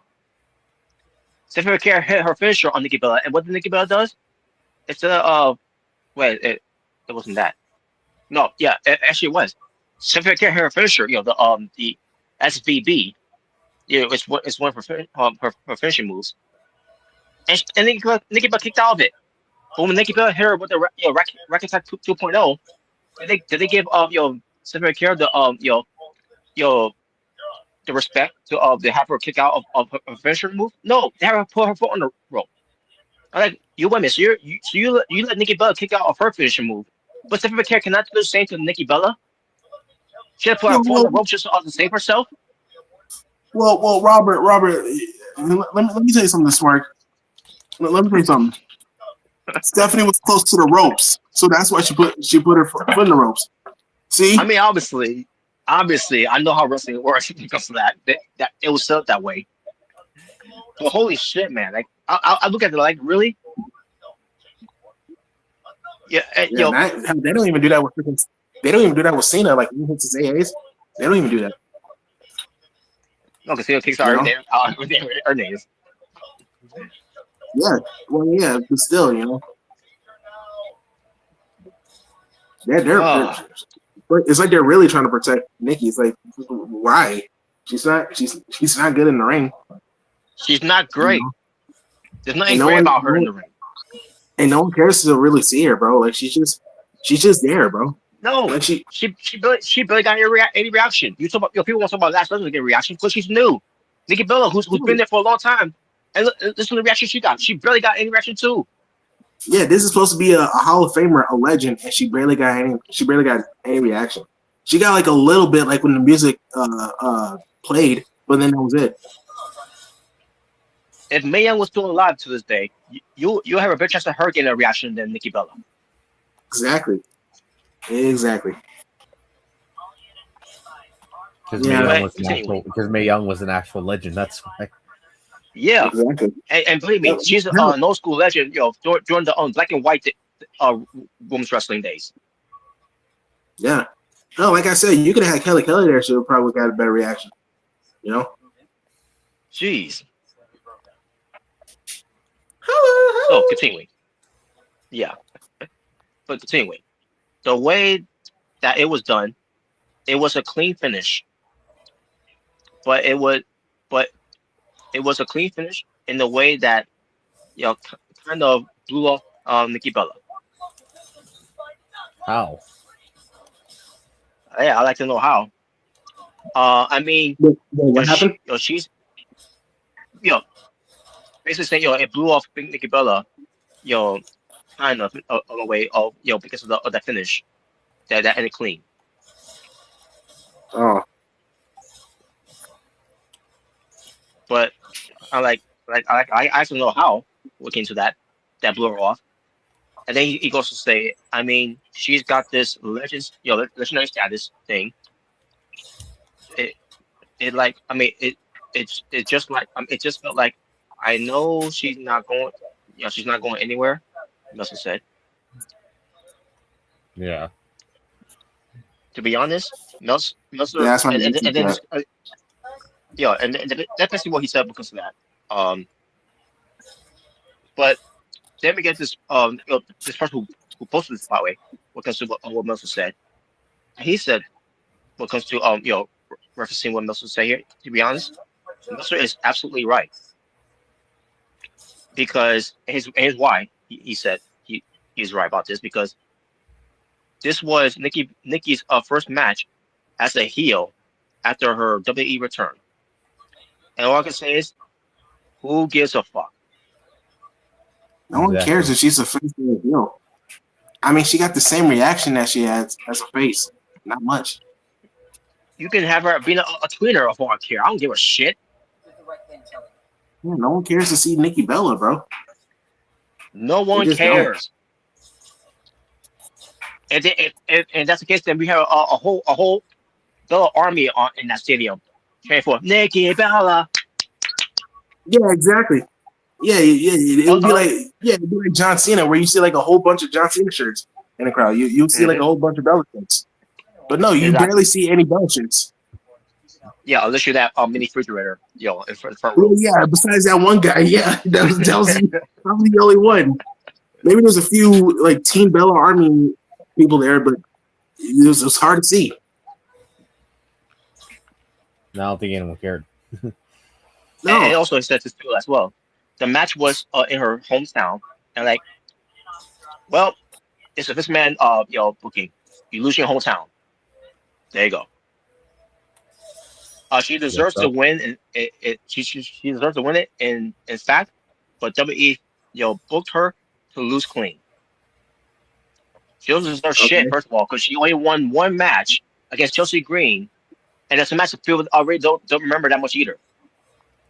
She lost other matches. Come back. She lost to Becky Lynch. She lost to Roxanne Perez. She lost to whoever else you can name under the sun. She did not deserve this at all. No. And I don't care because of her legendary status of being a Hall of Famer, a legend, and like that, which is a fucking joke either way.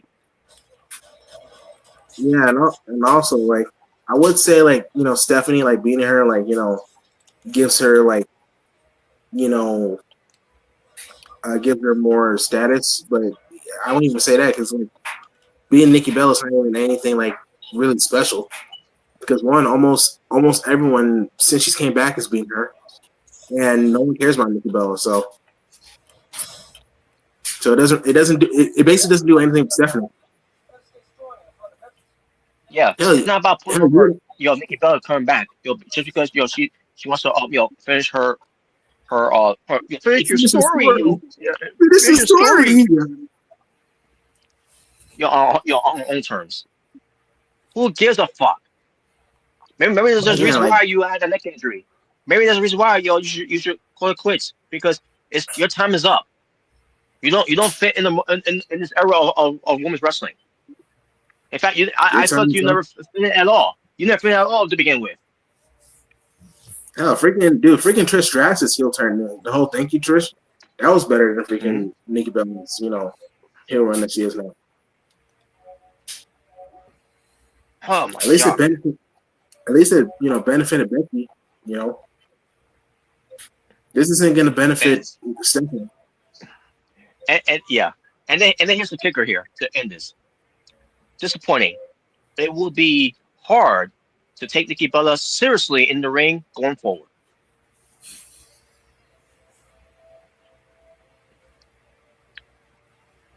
Well, that'll be true except for one thing. Since when she was ever taken seriously in the ring.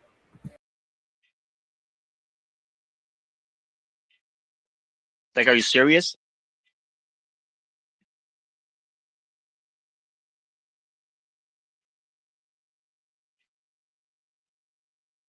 I almost wanted to laugh after hearing that.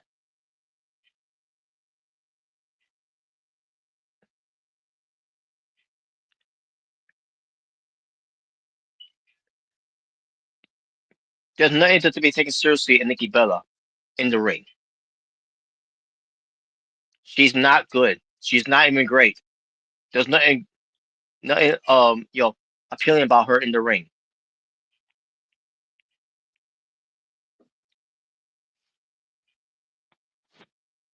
And then you get Vince Russo. Yo, bro.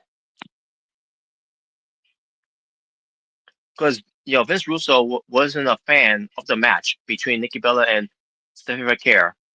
Believe me, we weren't either. One of the scary things that we have in common there. But he believes that a wrestler who has achieved much as Nikki Bella deserve a better finish and not just a clean pin by Stephanie. In other words, Nikki Bella got buried by someone who can't even speak English. American.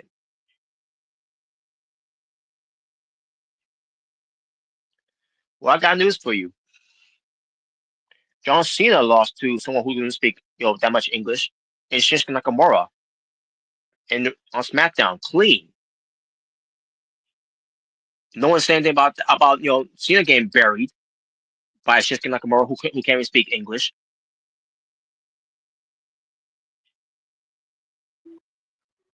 And that's another thing too. Have you not listened to Stephanie McCare talk as of late? I can she can speak perfectly English to me. Yeah, it's not perfect, but I can hear I can understand what she's saying when she speaks English. Yeah, she's getting better. She's getting better. So check yourself out, you Yankee Doodle piece of shit. Won't you worry about running Juggalo Championship Wrestling down the ground, bro. Hey, yo, bro. I don't understand what Stephanie McCare's saying, bro. Get the title offer, bro. And where Yeah, I think where is he? Again, burying someone. Where he's the epitome of burying talents. yeah, didn't he like release like the Hispanic wrestlers or basically the wrestlers that didn't speak clear English in WCW during that time? I believe so. If I recall. I think so. Which really speaks highly of how he feels about other race. Well, hold on, bro. I'm not racist, bro. You just need to speak proper English. If you speak proper English, bro, I'll give you the title. I mean, look at Booker T. Wow. Was the thing with Booker T. He can speak English. Yeah, that's what I'm saying, bro. He learned. Wow. What you trying to say? Wow. I mean, this is the same Russo who booked it. Japanese wrestlers, look like shit in TNA. Okada and Tanahashi is a good example there. I forgot. I mean, I remember they were in TNA, but I forgot like what he did, like how he booked them. Yeah, and I think Naito even it was booked like shit too in a way because he was there for a cup of tea. Oh wow. So yeah, I'm and before we move on to the main event, just one more thing about Nikki Bella. WWE needs to stop bringing her back and stop praising her that she's the greatest thing that the women's wrestling has ever seen in WWE. She's not. This whole No, thing of she paved the way, she changed the industry. It's a fucking joke and it's fucking ridiculous that they have to feel the need to say shit like that. Even with this man being gone, I don't know why they still feel the need to put her on that pedestal that she is she's on that level. She's not on that level. Never have been. Never will be. how did she change the women's wrestling by having a reality show? Is that how she changed it? Reality. Some people may say the reality shows. Some people may say because of because of what happened on that tag team match on Raw. The 30-second match. Give Divas a chance and all that. Yeah, like bro, she didn't pave the way. Freaking, I would beg to differ. Like during that time, really, AJ Lee did. AJ Lee, Paige. I put Caitlyn in there because she was pretty good. Especially when she was working with AJ Lee. Definitely not Nikki Bella, bro. Definitely not her. And let's face it, if she really do change the industry of it, she would have said something about it at that time. It wasn't them that said it. It was the fans. The fans provoked it about giving Divas a chance because they were sick and tired of how the women were being booked. By giving them 30 seconds or less than 30 seconds because there's some even on the 30 seconds less than 30 seconds too with the women's. It just so happened that Nikki Bella was at the right place at the right time when they decided to dispute their outrage online at that time on Twitter. The whole hashtag give Divas a chance. And then try to play off of it, that this is all part of the plan. And and then we had the women's cut a promo about it, give Divas a chance. Just basically mock us.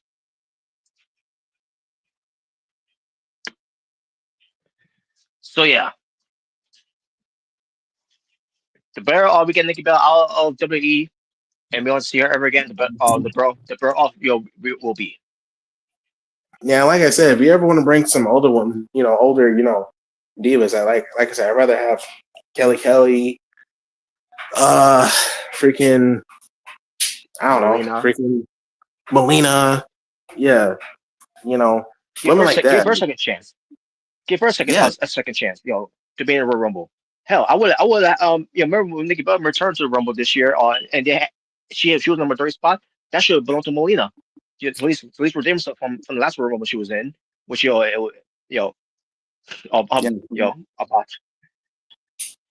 But yeah, yeah, I'm sick of this overrating shit of Nikki Bella. That. I mean, like, because you're saying at least like with Cena when they praise Cena, what would you say the propaganda? At least you can see why, like all the stuff he's done, the memorable feuds he's had, matches, promos. Like at least he like obviously have a lot of fans, C Nation, me included. He's done a lot for WWE. And it shows, like, the fans nowadays, show appreciation for him. can you really say that for freaking Nikki Bella? No. No, Even especially- even in her hometown, she barely got reactions. mhm. That alone should tell you something. And She is remember when they were gone. I remember when they were not doing anything with them anymore. They they were bad mouthing the company. Yeah, that's right. Yeah. Yeah, so I don't know. I don't know this. I don't know why they continue to like praise her as like the the face of the women's division. One of the faces, like, no. She's not. Paved the way. It's still sickening that they had EO and Stephanie on TV saying, yeah, on TV saying that Nikki Bella paved the way for them. They're probably laughing after after that promo was over. Yeah, right. Like, Jesus, man. But anyways, now we can move on. Yeah, let's not talk about that. The main event, men's war games. War 40 minutes and Games. 30 seconds. Yes, Mhm. war games. So, the heels got the advantage here. Yep. For division, Braun Breaker, Mhm. Jonathan Reed, Logan Paul. Boo. Even and you also had you had guys who was not part of the division, Drew McIntyre and Brock Lesnar, The Beast. the Beast.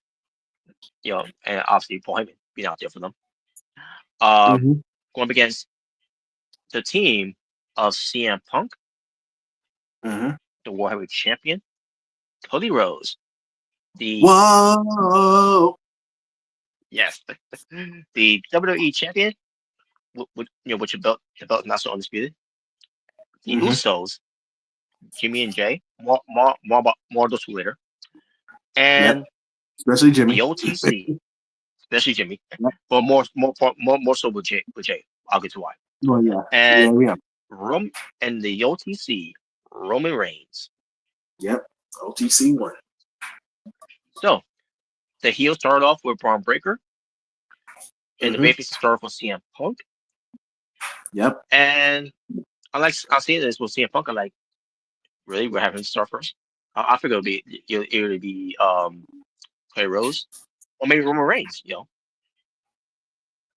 But instead they did because I would love to see Braun Breaker and Roman Reigns started off for 5 minutes first. Yeah. But instead we got CM Punk and Braun Breaker, which is a testament of what's going to happen in the later on. We'll talk more about it later. Mhm. So then all of a sudden we had the heels coming your heel side a team, and I think it was It was Drew McIntyre. That came out. yes it was Drew Yeah. McIntyre, Yeah. and Punk was in trouble because of that. Yeah, and by the way, that was great. By the way, Drew McIntyre and CM Punk they can never escape from each other. Yep.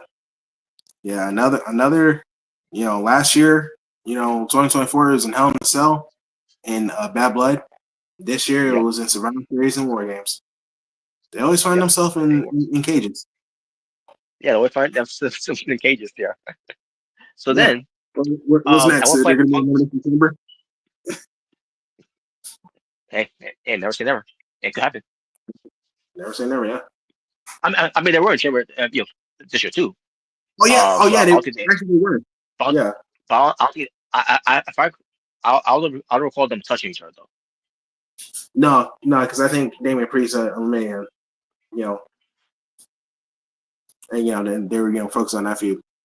So Yeah. Yeah. All right. So then also we get Clay Rose coming out. Whoa. Yeah. And yeah, Clay Rose taking care of. But first, I think the McIntyre could didn't want him to come in. So Clay Rose end up getting in. I think he kind of the case too. They dive off the turnbuckle. Because I hope I was like, oh, please don't go off the cage. I want Last minute, someone getting injured.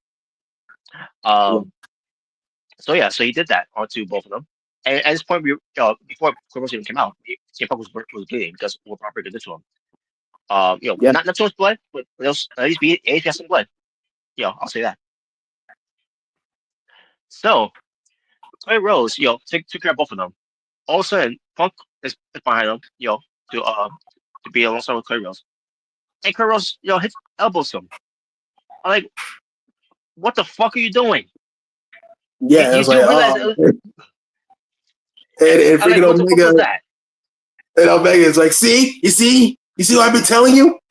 He's a grandstand hot dogging, I've been telling you. I have to agree with Omega here in a way. Yeah. I won't say he's I won't say he's hogging whoever. I think it was more of he did it on purpose. Yeah. Yeah, because he's jealous. He's jealous of Punk. Because this was no accident. Because there's only 2 members of the Heels that are in the match there. He knows this. Well, Robert, that's what happens when you have too much. That's what happens when you have too much adrenaline in your soul. Sometimes you misdirect.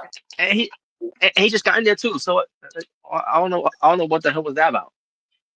Well, he probably had some energy drinks, before get into the ring. And that'll get your adrenaline. He probably had one of those C4 energy drinks. Or maybe he found he could find one and he saw one that's adrenaline. Because remember that because there's also a energy drink called adrenaline. So that's right. Yeah. Maybe he had some of that too. Whoa! But then we get something else happening here. So the end closes this thing. After that whole thing, and Bobby Punk will get back probably. He's gonna get that receipt back. Hopefully we get at WrestleMania. But then again, we'll get to we'll discuss more of that later after this match. So Kerry Rose sets up Braun Breaker on his shoulders to go for a doomsday device with CM Punk doing the clothesline. Okay, this is gonna be cool.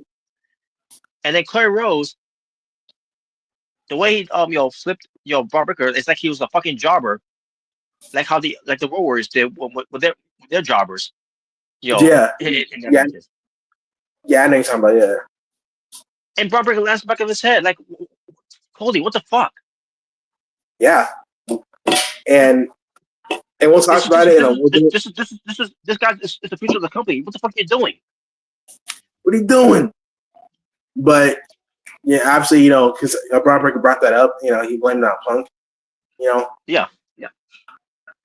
You're trying to end my career, trying to end my life. Now look, he was okay, but holy shit, like, come on, Cody.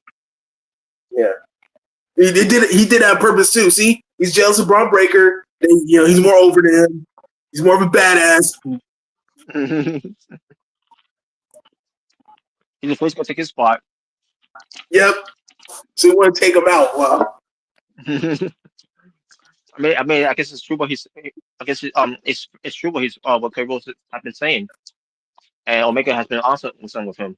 That a starter is not better than a Rose, like that. I don't know how you phrased it, but I remember Cody. I remember Cody said, like, historically speaking, a Steiner is never better than a Rhodes.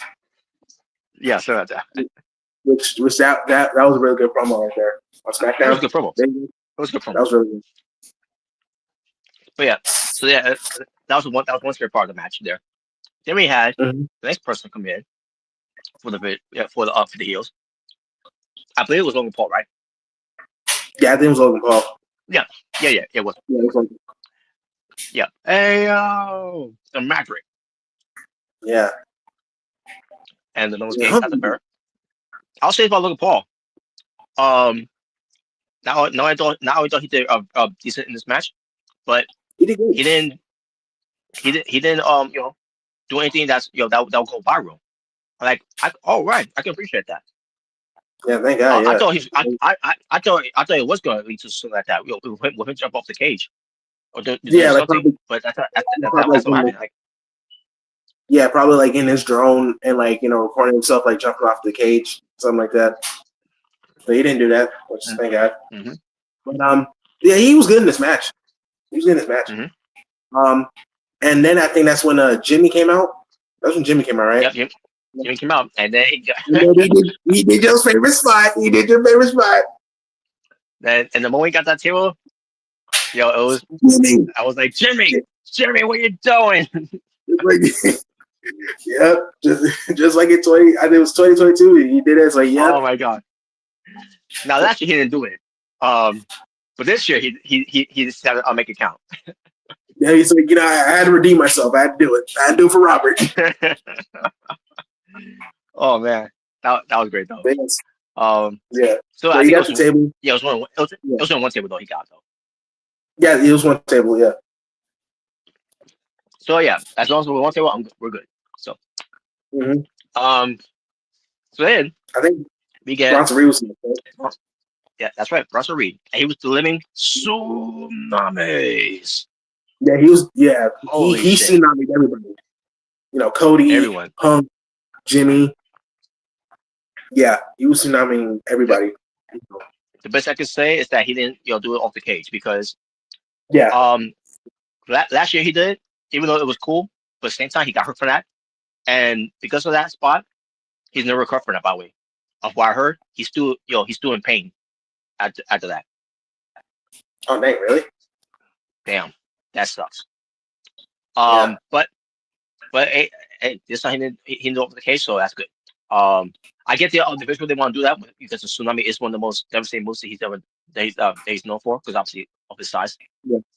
Mm-hmm. But they need to get that out. Yeah, but they need to get that out of the way and never do that ever again. Especially with him still being in pain. So yeah, I'll say never do that again. Yeah. But obviously, Braun Breaker was the, not Braun Breaker, Bronson Reed, too many Browns. Was the factor to help out the heels. And then that's when the Yeet Man came, Yeah, he came for the managers play. Yeah, he was taking house, with the baby faces, and then he wanted to run it back during a WarGames match. And this is when Robert went crazy in the stream. It's like, what are you doing, Jay? Jay, what are you doing? And then, obviously I'm watching this. I'm like, are you shitting me in the middle of a WarGames match? Well, I mean, WarGames doesn't start until everyone's there, so might as well party.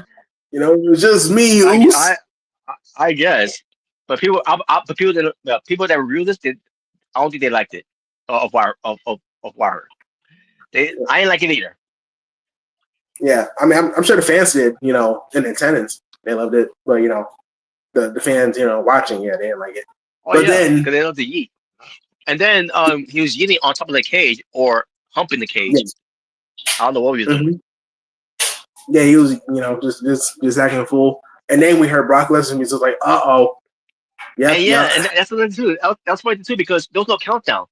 Brock Lesnar felt like, fuck this shit, fuck the yeeting. I'm coming out. Yeah, I'm tired of yeets. Get a life, Jay. Get a life, Jay. Either that or the production team were too busy yeeting too, and they forgot to hit the show's timer. Oh yeah, maybe. God. But then either way, Brock Lesnar came in when he did his entrance. He didn't slip. Thank God he didn't slip. He didn't slip. He didn't slip. To the entrance. He didn't slip off the steps. He didn't slip at all. Nope. So there you go. He got in the ring and he destroyed everybody. Yep. He destroyed everybody. Punk. Bitch. Yep, Suplex City.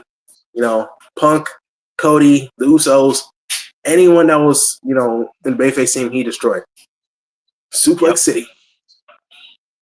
But then obviously, the Tribal Chief, the head of the table, the OTC came out. And then that's when everything changed. And Brock Lesnar actually came out the cage. And since good. Yeah, I was gonna say I love the sprinkle what they did here, because the whole thing of if you leave the cage for the team, then you forfeit for the team. But that's only if If everyone's in war there. games begin with everyone is in the Yeah. cage. So this was Yeah. they found a loophole for this one. So I can appreciate that. AEW. Yeah. Exactly. Yeah. Yeah. So, so Brock Lesnar got a cage. He was getting ready for Roman, and Roman, he hit the Superman He was getting punch. the better of him. Um, Yeah. Yeah. He was giving him Superman punches. Brock was stumbling and feeling the effects, and Roman went for another Superman punch, and then Brock caught him and gave him an F5 through the table. Like, the Bayface team is doomed. They're doomed. Mm-hmm. And then, Brock was, he was still on the attack, like, throwing Roman to the cage.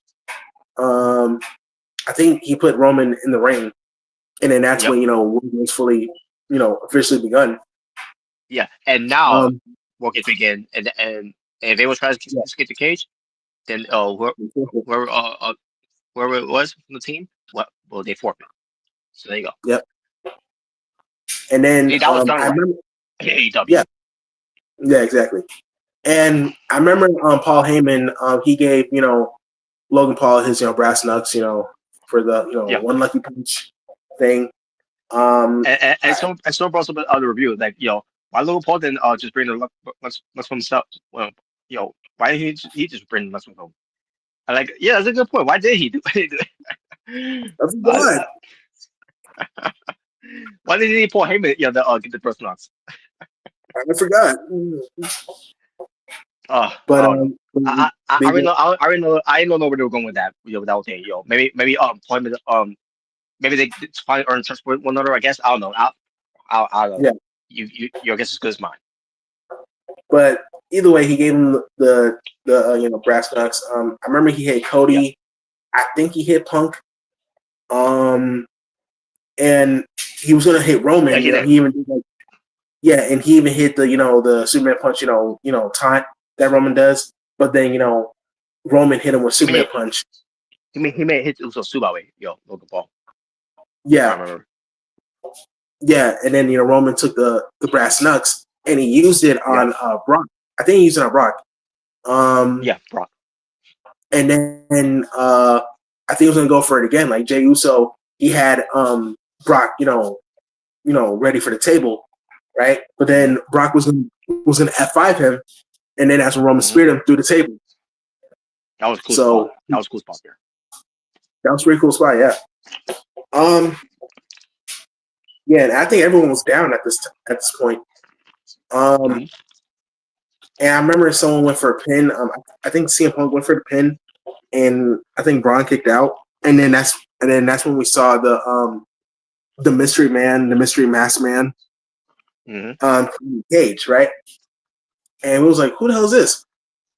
Who the hell is this? And Punk was looking confused. I think Braun was looking confused. And then the masked man, he super kicked CM Punk, and then he hit him with the curb stomp. I was like, oh, wait a minute. And then he climbed out, and he ran away. And, Braun took advantage of that. I think he hit him with the spear, and then he got the 1, 2, 3, and, Team Vision won the match. Yeah, he pinned the World Champion, and he got the win. They won WarGames. Yep. So, one thing I definitely have to say for the mystery masked man, I don't think it's Seth Rollins. No. I don't think it's Seth Rollins. This is definitely. I think this is like to swerve us to make us think it's Seth, or to make people maybe Punk thinks it's Seth, and since he hit him with curb stomp. Based on mannerism and how he delivered it. Yeah, it was definitely not Seth Rollins. Yeah, just based on that's not Seth. I know Seth Rollins. That was not Seth Rollins. Yeah, that wasn't him. So yes, that's definitely that. It's definitely to swerve us. And from what I heard, I don't know if you heard this, but they're playing off though on TV. They're playing off on TV though. We saw Seth Rollins with no sling on. Yeah, sure. Who just got surgery is not wearing the sling. Yeah, sure. And from what I've heard, people are saying that this might be Austin Theory. As the masked man. Yeah. If that's true, if that's really Austin Theory, I'm hearing other names too. Besides, like what? Besides Theory, I'm hearing Carmelo Hayes. I don't get why. But then again, Paul Heyman, really likes Carmelo Hayes. Unless Triple H, but anyways. Because people like him don't be champion. I don't know. But LA Knight, which what? First of all, that's not LA Knight. LA Knight, is not that doesn't have that type of physique. Nah, that's not right. So my it definitely has to be someone. Yeah, because it definitely is someone that we haven't seen in a while, which is Austin Theory. We haven't seen him in like a few months. So, and this is the perfect way to bring him back. Have him join the division. Because if it was Seth Rollins, they would have already showed him already. They would have showed him already. Yeah. I mean, and people even say it's probably Chris Jericho, which no, that ain't Jericho, bro. That ain't Jericho. Yeah, because wait for the reveal on the right time. On January 5th. Morons. Yeah. In the way. It will not surprise me. They're gonna milk this hooded figure to get to January 5th. Because if it is Chris Jericho, then you're just going to disappoint fans, including me, where it should be Austin Theory. Instead, we're making it all about Jericho. Because Jericho Hogg, once again, hogging the spotlight. Yep. Well, come on, let's break the walls down, Chris Jericho. I swear, if they revealed that to be Jericho, like I'm gonna be fucking pissed. Oh boy. Oh boy. I will do a watch along on that night too, by the way, And if it ends up being him, then you gonna hear a rant on that night. He's gonna throw TV. Yep. I'll be at Braun Breaker, from NXT TV. Yep. Oh my God, Jericho again! Even Braun Breaker will be pissed too, because it should be about him. Instead, it's about Jericho Hogg. Yep. So yeah, don't do it. If you try to milk this all the way to that Monday, for the first Raw on Netflix or 2026, don't do it. Let it be Austin Theory, because you're not doing jack shit with him. I don't get why you're not doing jack shit with him. If it's because he's injured during that time, fine, I'll let that go. Comes to that, but of what I'm here right now, he's not injured no more. If it is him, if he's revealed to be him, let it be him. Yeah. Hell, and I don't think it's gonna be Carmelo Hayes, because Carmelo Hayes is another problem with the Miz, which even that's a waste of his time. Yeah.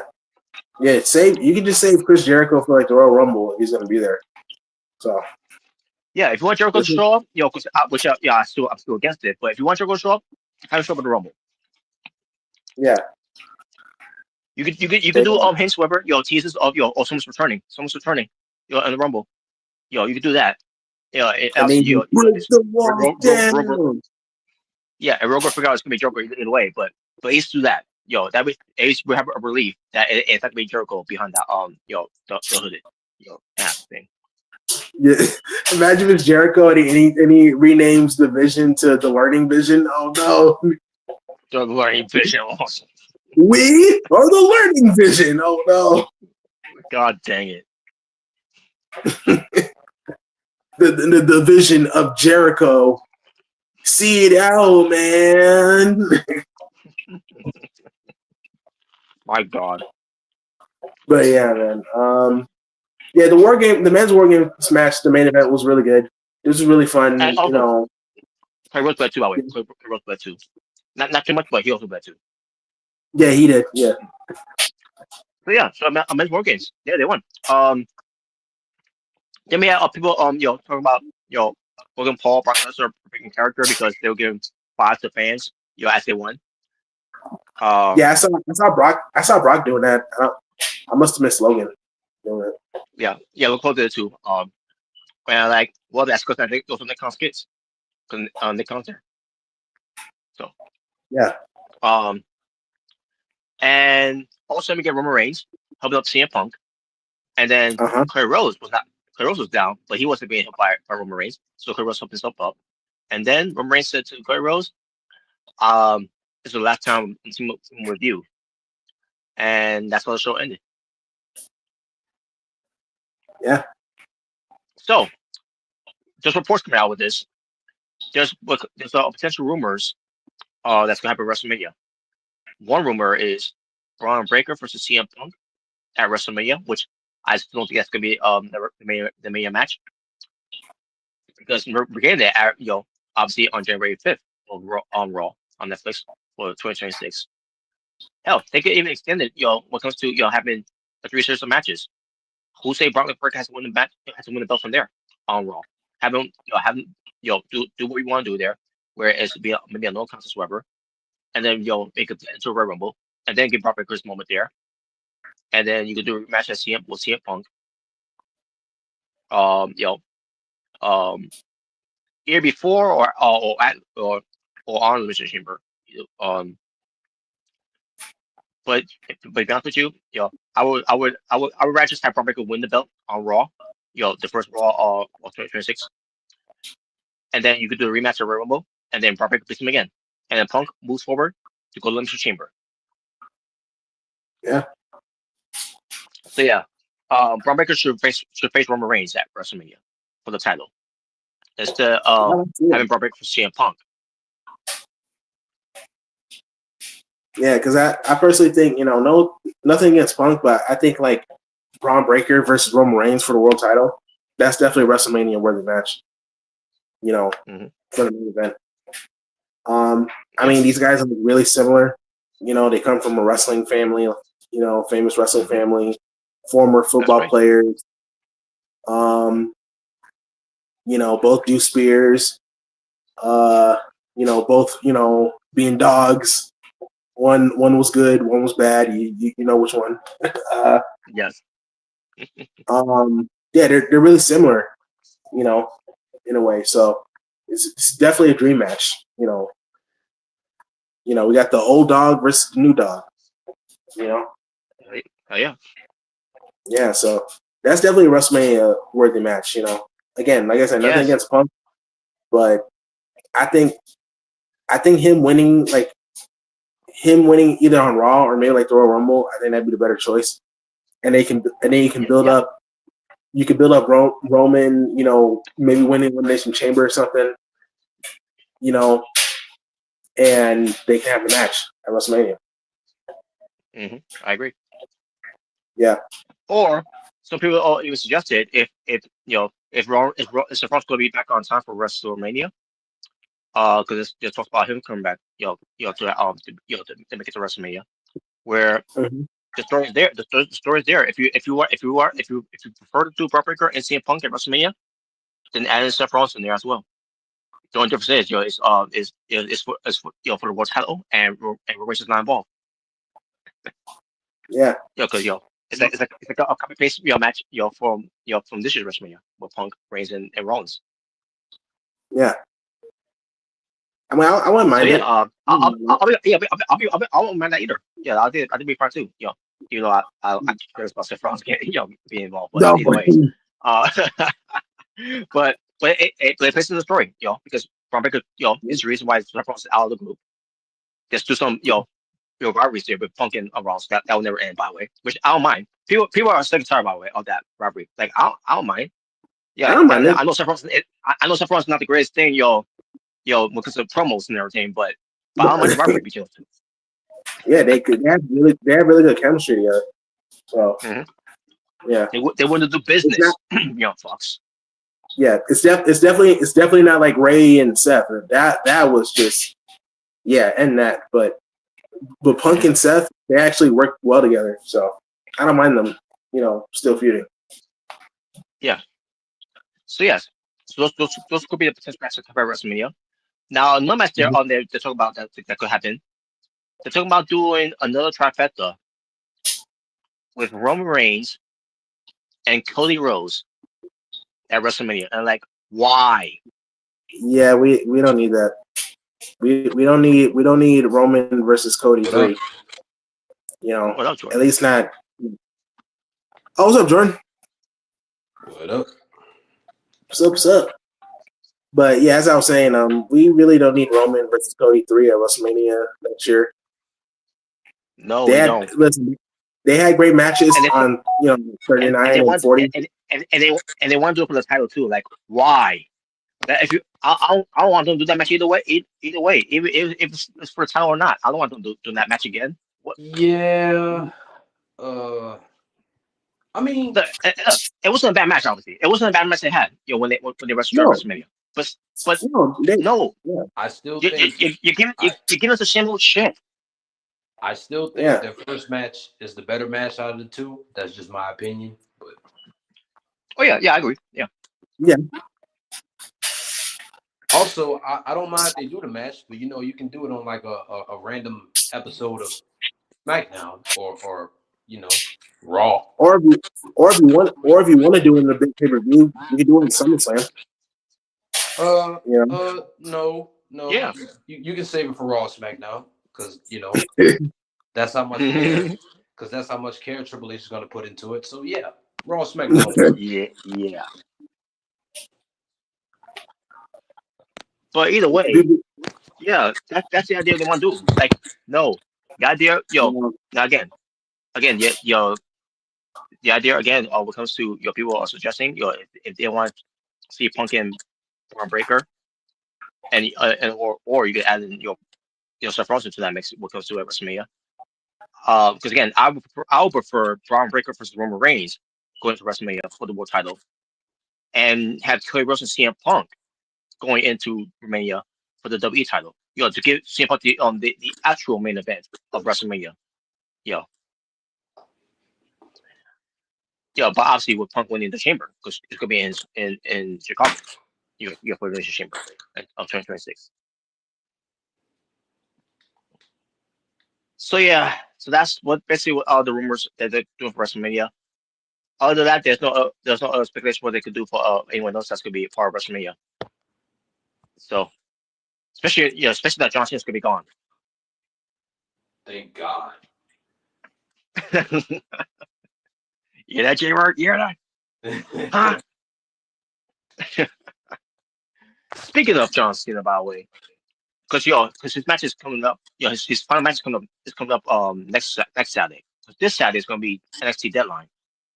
I just gotta say, the tournament that John Cena, to see who's gonna face John Cena on his last match has been lackluster. It has not been the best tournament that they produce because this company forgot how to have fun. I feel like this whole tournament was not any fun. Yeah, the WWE nowadays stands for wrestling without entertainment. So. Because the whole idea of wrestlers from outside the company. And I know I wasn't expecting Edge or Chris Jericho to be in it. Like some people did, but because I figured those have guys from TNA or maybe from Triple A will come in.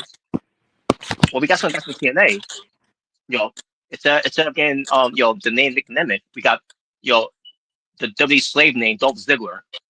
And instead of getting Matt Cardona, the complete Matt Cardona, we got the WWE slave name Zack Ryder. Yeah, see, I told you their slave names well. Yeah, Triple H really bitched Matt Cardona, like literally. That wasn't Matt Cardona. That was Zack Ryder. We talked about it. Yeah. The dude went off WWE, made a name for himself, basing off a character that would never go back, and then Triple H brings him back, but only if he goes under the name Zack Ryder. Yeah, Zack, you got bitched. Well, hold on. He can still be Matt Cardona just with the Zack Ryder name. Now with them coming back, now with them coming back, that's a good match. It's like they're a step, when they get back into the company. Yeah, they look good. Yeah, But this has not been an exciting tournament. And for someone like me who's hasn't been a fan of Cena's work for a number of years, I'm a little pissed off because this is supposed to be your greatest of all time, John Cena. The guy that who's the face of this company for more so than Hulk Hogan and Stone Cold combined. Yeah. And the fact and you give us in the way that John Cena said, you get nothing. You gave us nothing. Yep. That's what you deserve. Just like you smarts deserve. I will find this amusing. When it comes to John Cena, because he's fucked with Buckhead's trip back to professional wrestling at the end of the day. But this is this last year. After that, there's no one John Cena. Thank God. And Jaybird, you should be more upset than me of this. When it comes to this, this tournament has not been exciting. Other than Gunther, because Gunther is the only one is on making this this tournament. Well, yeah. Besides Gunther. Well, yeah. Besides Gunther and Zack Ryder and Dolph Ziggler coming back, making appearances. Mm-hmm. Yeah, it hasn't really been the most exciting. I'm just waiting. You already know it's going to be Gunther winning, so Mm-hmm. I'm waiting for that to happen. Most likely next Monday. It made Sokola look good. It made Sokola look good in the tournament. Yeah, it did. It makes Sokola look good. Even Kamala Hayes. Yeah, especially with that match he had with freaking Gunther, bro. Like he did a really good job. That was a really good match that he had. Yeah, it was. Yeah, really. Gunther has been really carrying it, on his back, really. Yeah, and what really fell apart to me of this tournament was that they put the Miz in twice. Yeah, they put the Miz in. Well, I mean, having him once is whatever. You might not agree with me, Jordan, here, but I would rather see Joe Hendry been added to the tournament. After having over Sheamus being taken out of the tournament. They should have. Let's not go that far. Okay. Come on. Slow your roll, Bucko. I wouldn't mind it. Man, but I don't. Yeah, but twice though. Yeah, they should have. Hell, they could put Oba Femi. Why couldn't Oba Femi be in this tournament? Yeah, well, then again, you have to lose. So black. Wow. People like you. Hell, you know what? They could at least have Ethan Pace be part of it. To be the replacement. No, he's a vanilla midget. Oh, what? Ego. I know he's that small. Okay. Or you know what, bro? You know what? You know what would be really cool if they would have had Deion Lennox. Be the replacement. Oh yeah, the mercy. Handpicked him to be in the deadline of Uninspired Challenge. Yeah, basically Deion Lennox, basically the leader of Dark State.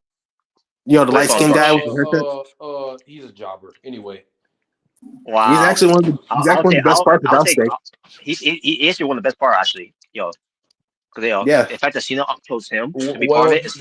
He's a part of a jobber team, so he's a jobber by default. Anyway. Oh, come on. Well, probably. We'll see what it's going to be made of when we see Saturday. Because it says the deadline for that match. Yeah, I'm really excited. I can tell you what it's going to be made of. A whole bunch of snores. Oh, come on. He carried the match with the Hardys. Come on. He really did, bro. He really did. Yeah, and the Hardys carried them. Anyway. Oh, my God. Well, actually, of what I saw, it was the other way around. Yeah. From the one spot I saw, the one spot I saw DRS carrying that spot. So. Now, Robert, you don't have to lie now. Stop lying. Tell me Stop lying. Anyways, but it's most likely going to be Gunther. Winning. Yeah, it's going to be Gunther either way. I'm surprised they have. I mean, I won't say surprised. I was glad they did the right thing when they had LA Knight beat Jey Uso, because the way they did it, by the way, they look like Jey Uso was gonna win until LA Knight got him got him slipping and pin him.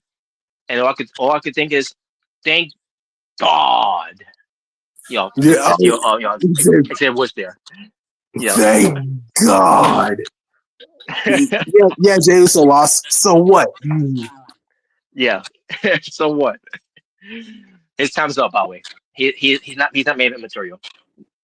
Before I thought he had it when it first started, feuding with Roman Reigns, to build the whole bloodline stuff. Somewhere along the way, he lost his footing. Yeah, Don't know what happened. until he started to. I guess so. Must have been that. Especially after happened with his match against Jimmy Uso for WrestleMania. Like, I think that's where it went downhill from there. He completely shit the bed. That's what happened. Mm-hmm. We went from, you can't see me to to eat. Something the wrong saying. What is that? I said eat. What are we playing? Charades?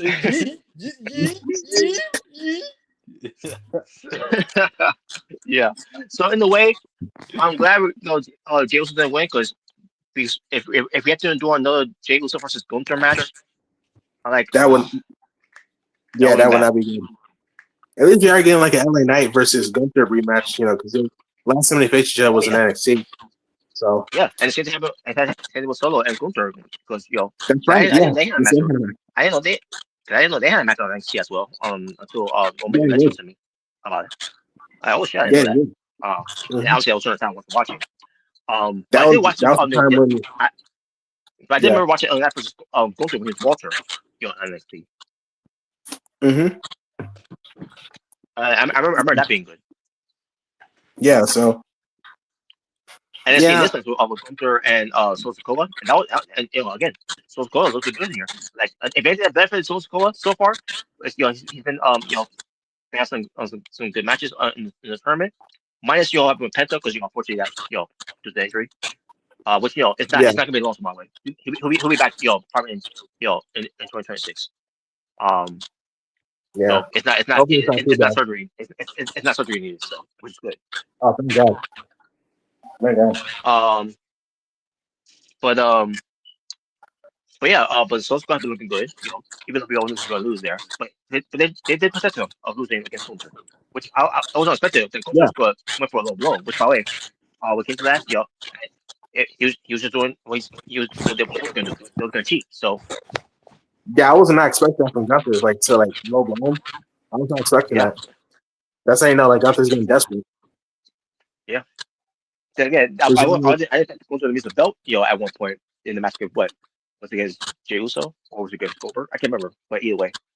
But the point is, I was expecting Gunther to miss the belt, in the match, because he doesn't cheat. He doesn't need to cheat. He's fucking Gunther. But either way, but as far as WarGames was Survivor Series, I thought the show itself was good. Not as terrible that people made it out to be. Yeah, because again, Jaber, you know what I'm talking about. Yeah. People it was trash. It was garbage. People did not like the show at all. But some I don't blame in a way, because some story was lackluster and all that, and they didn't really try it to build up to make it make anything. And obviously, Nikki versus Stephanie. And yeah, obviously that didn't do anyone any favors. Not even Stephanie. And then we got to what happened on Raw, where Triple H said Raw is going to be an epic show. Well, I watched the show. I thought the show was good, but was it epic? No. Well, Braun Breaker's promo was epic. I'll give him that. I'll say that. I thought that was great. What Braun Breaker did. He cut a great promo. Yeah, that was a really good promo, bro, from Braun Breaker. Really good. So yeah, And obviously, we had some other things that happened as well. We'll get to the, the women's second division. They're finally taking it seriously now. I wonder why AEW. You know, just saying. So wait a minute, WWE. You're telling me now all of a sudden you want to do something with your women's second division? Well, you could have done something about that a long time ago when this man was gone, 2022, and even that during that time it was a fail. So finally, we're finally taking this. We're finally, make it mean something because AEW's got their own women's second division now. Well, I didn't really care that much until I paired up Rhea and Io. I thought it was a good tag team, so I was like, yeah, let's do it. Let's make them tag team champions. Let's do that in the future. Oh, Let's really build up this division. so yeah. Now obviously, Cobra Warriors are a tag team. Alexa Bliss and Charlotte Flair, they decided to make them a tag team until the turn happens for one of them. But but you got Lara Korea and Bailey being a tag team. Even though Lara should go to do most the Intercontinental now, because she can graduate now, so it's not champion no more. But whatever. And by the way, they dropped. Why did I feel like they dropped the other personality, the split personality of Bailey? I hope that. It just feels that way. Like why would you do that? I hope that's not the case. I hope not either. I'm just hoping they're going through a slump because we're in December, and they avoid up any ideas to do something with that. I hate when they when they do that shit. Well, I mean, we don't have a pay-per-view for December, so but who cares? We'll just do whatever. Yeah, this is gonna do whatever and hope it sticks. But hopefully we'll continue with that. Going into 2026. But but it shouldn't stop them for doing something now. Till then. But then we got Raquel and Roxanne are going after the titles after what happened on that main event because we also have Rio, which is Rhea Ripley and Io Sky. So I guess Rhea Ripley's not gonna go after the world title yet because again that's probably gonna be the WrestleMania match. Stephanie McCare versus Rhea Ripley. But then again, based on what they did on that show, they're teasing Liv Morgan to go after the belt against Stephanie McCare. If Liv Morgan wins the Rumble. Yeah. Which I don't mind that. To be honest with you, I prefer her win the Chamber, and that's fine too. Well, then again, either way, she can win either of those. It's I'm just wondering, who's going to win the Rumble? Who could be be winning either Rumble or Chamber as well? Besides Liv Morgan, we're going to facing Jay Cargill for the belt. Yeah. Besides Bianca, obviously. Yeah.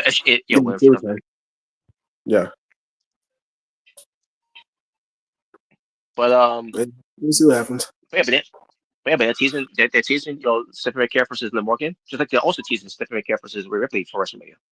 So yeah, so we'll see who she gets at WrestleMania. Yep. And meanwhile, we got Raquel and Roxanne. They got the women's titles because Liv Morgan is allowing Roxanne to team up with her partner in crime. They're the outsider chicks. So yes, I just seen what happened on Raw. So yes, obviously it wasn't a big show. Or what because we didn't get. Wait one moment. I forgot to mute that. I'm about to set up a fun topic here. Yeah, but All right. But yeah, I was gonna say we had Liv Morgan, Raquel Rodriguez, and Roxanne Perez standing in the ring. But basically, like I said, Liv Morgan giving the belt to to Roxanne Perez. So yeah, the bullying of Roxanne Perez is over now. Liv Morgan is taken into Roxanne Perez, which is great. I love it. The bullying is over. The trick's over. Yep. Yeah, she accepts hers now. Yay. Yes, and I also seeing this, um, with Liv Morgan, Raquel Rodriguez, and Roxanne Perez staying tall. You can call this the Chicks World Order of Wrestling Sisters. The Chicks World Order. CWO. Yep. Gotta love it. Yep. But yeah, but this was a good show, but it was not an epic show that Triple Bitch, promoted it to be. The hood figure never revealed himself, even though they kept dropping hints of who could it be.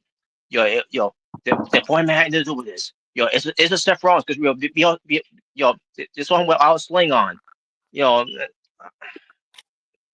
Morons. Well, This is the best they came up with. This is really the best they come up with. They're gonna milk this until we get to January 5th.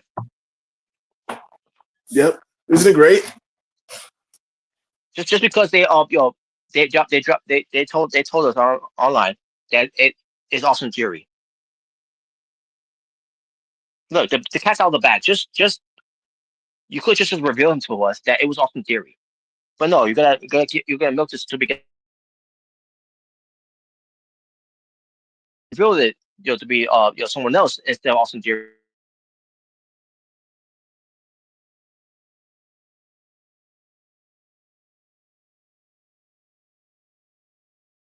And if that's the case, then you might just let him go. But we shall.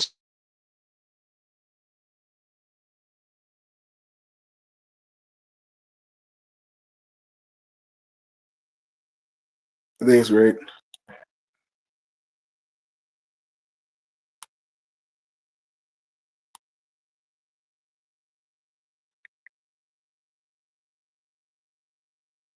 It's just what it wasn't. It wasn't. There was no debuts. When it comes to like Nexus level or something.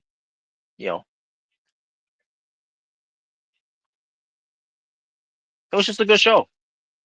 That really had a deflating epic proportion of what they was trying to deliver to us. But that being said, let's move away from this now because we're gonna have some fun. Fortunately for Jordan, he left because he has some fun topics here too. But we'll save it for next time. Basically when we get to Jordan's part, we'll say that for next time.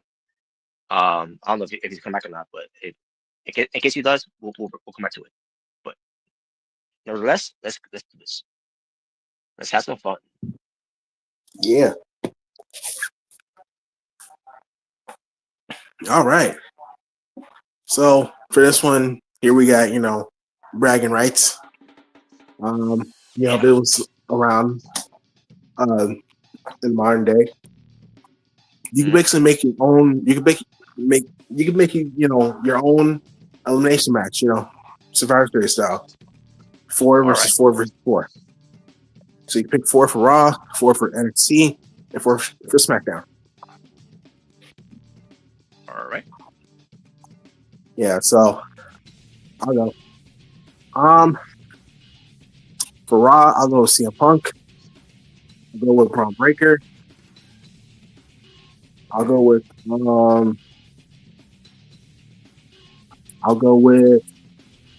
AJ Styles. Nice. And I'll go with Penta. For NXT. Can they co-assist? Yep. For NXT, I'll go with Javon Evans. Your boy is bouncing. LC. Yep. I'll go with Ethan Page. Ego. I'll go with Ricky Sings. Wow. All right. Absolute. This is the revolution. And I'll go with Joe Hendry. All right. For SmackDown, I'll go with Cody Rhodes, Solo Sikoa, Sami Zayn, and Ray Phoenix. All right, cool. So yeah. Can they call this? Yep. The Souls in the team. Yep. All right. All right, for me, for Raw, I'll go with CM Punk, the World Heavyweight Champion. I'll go with Braun Breaker. I'll go with Austin Theory since WWE's just want to book him. I'll book him. I'll go with Penta as well. And I'll go with Dirty Dom, the Intercontinental Champion, or should I say the Mega Continental Champion. Yep. For NXT, I'll go with the NXT Champion Ricky Saints. I'll go with Oba Femi. I'll go with Javon Evans. And I'll go with Ethan Page. Yes, I know. I hate him at all, but he's kicking ass on NXT right now. No matter how much they overrate him. So. And finally for SmackDown, I'll go with the WWE Champion, Cody Rhodes, with the belt not so undisputed. I'll go with Chica Fatu. I'll go with Sami Zayn. And I'll go with Shinsuke Nakamura. All right. Bro, you let's speak clear English, bro. Yeah. And I will go to the next one here. Here we go. All right. What's this? All right, so here we got, John Cena in the middle. And basically, Okay. Yeah, so basically, if you could pick three opponents you would like to see Cena have one last time, who would it be? So we got, Christian Cage, Adam Copeland or Cope. We got, Chris Jericho. We got, hey, Claudio Castagnoli. Hey, Nick Nemeth. Mm-hmm. Hey, Matt Cardona, how you doing? So basically, if you could pick three opponents you would like to, you would have loved to see John Cena face one last time. Well, when it comes to 5 out of the 6, not to mention their outside names. Yeah. So we would get Christian. It would just be Christian. We'll get Edge. We'll get Cesaro, Dolph Ziggler, and Zack Ryder. So yeah. You know it, bro. Yep, you know it, bro. Here to show the world. All right. For me, though, when it comes to the 3, I'll go with Edge. I'll go with Christian, and I'll go with Cesaro. Because again, we can't use their outside names. Yep. Yeah, same as you. Edge, Christian, and Cesaro. Okay. There you go. Next one. Mm-hmm.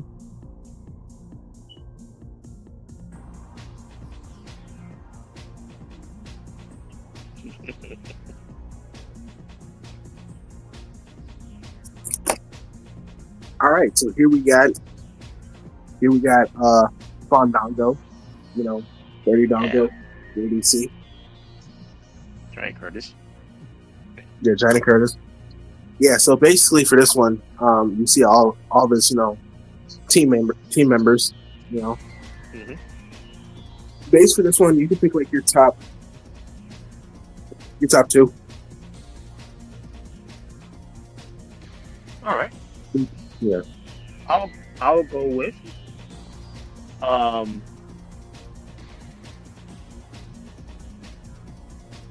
I'll go with, I wasn't very big on them, but at the same time, the chemistry they work. I'll go with Breezango. Mm-hmm. And I'll go with Fandango with Silver Ray, the WWE legend. Yeah. All right. Yeah, same as yours. Mine would be the system. Same here. That'll be my honorable. My dishonorable is what they were doing with Vladimir Kozlov. Oh yeah, I remember that. Man, do I hate pro wrestling. That was terrible. He's not wrong. Well, I mean, he's making sense in a way, but those segments were fucking boring. Anyways, all right, next one.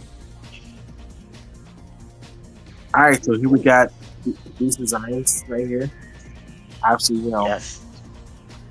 based off like the NWA, proud design. We got the national championship, television championship from NWA. We got the WWF World Championship from I believe the 70s. We got the American Championship, and we got the new AEW National Championship. Basically, for this, you can pick like your top three favorite designs here. All right. I'll go with the American Heavyweight Championship. I'll go with the NWA Television Heavyweight Championship.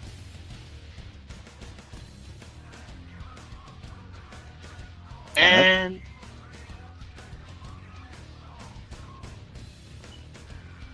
I'll go with the NWA National Heavyweight Championship, I should say. There you go. All right. For me, I'll go with the NWA Television Championship, the WWF World Championship, and I'll go with the AEW National Championship. All right. Sweet.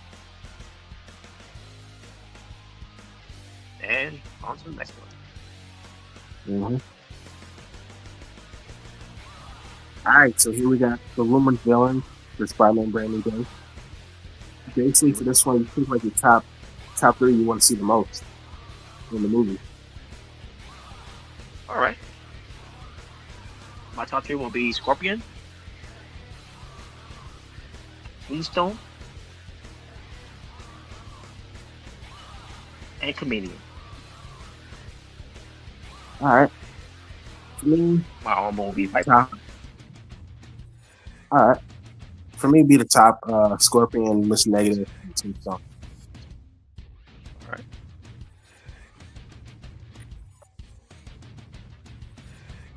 I don't recall seeing the charge, but either way, that's it.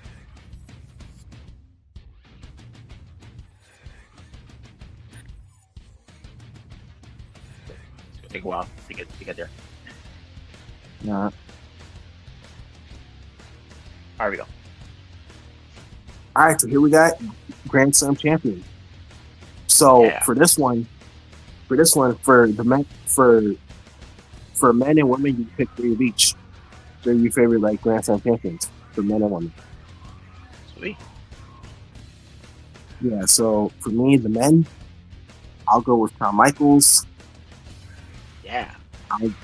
I'll go with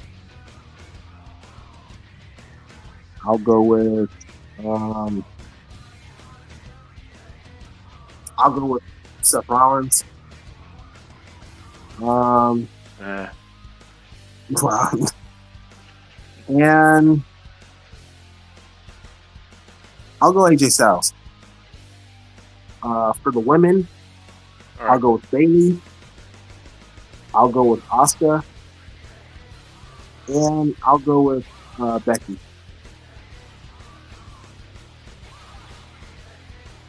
All right. Cool. Yeah. All right. For me, I'll go with Shawn Michaels. I'll go with Kurt Angle. And I'll go with Eddie Guerrero. For the women's, I'll go with Bailey. I'll go with Rhea Ripley. And I'll go with Io Sky. All right.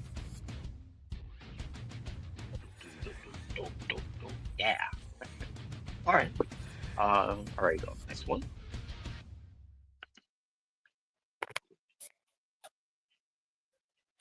All right. So here we got like all the returns of Roman Reigns this year. Mm-hmm. So for this one, you can basically pick your top 2 favorite returns for Roman Reigns. Okay.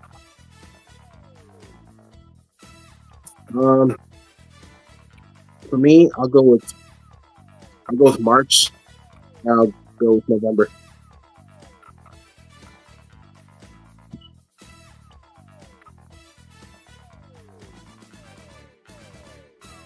Wait. Which ratios again? I said March and November. Okay. I'll go with March and September.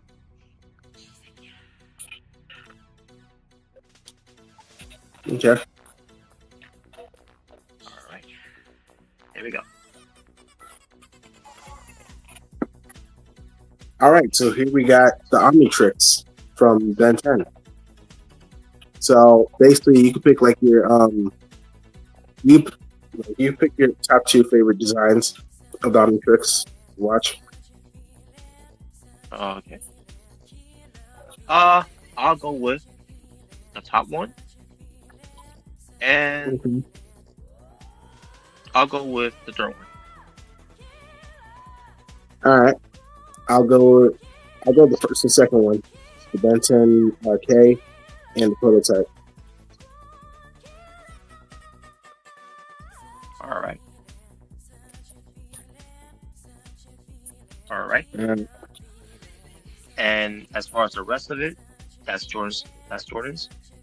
So we're gonna skip that one, and we'll come back to that next time.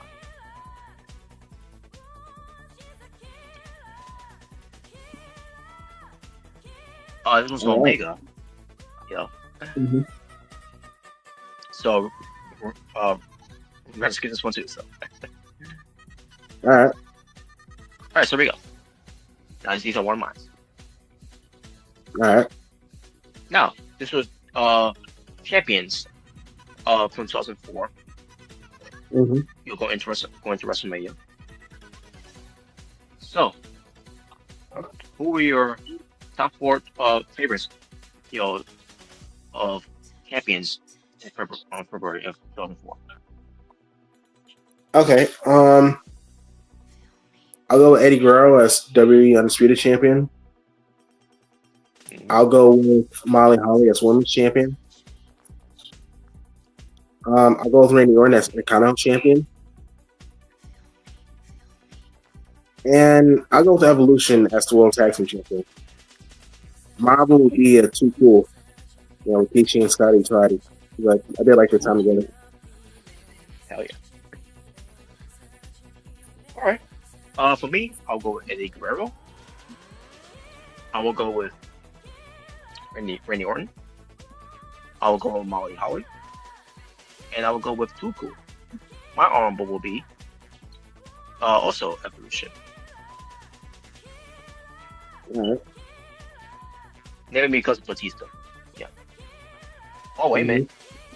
We got someone here. What's going on? Oh, good. Yeah, I'm back. What's up? Before we go to your topic, before we go back to your topic, what are your top 4 here, folks? Jordan, of the favorite champions from 2004, February. I'll go with Eddie Guerrero. I'll go with Evolution Tag Team Champions. I'll go with Triple H because, even though that was like his peak Reign of Terror era, but and that was 3 or 4. Yeah, that's it. 4. You. One more, I will go with Too Cool. All right. Too cool. Awesome. All right.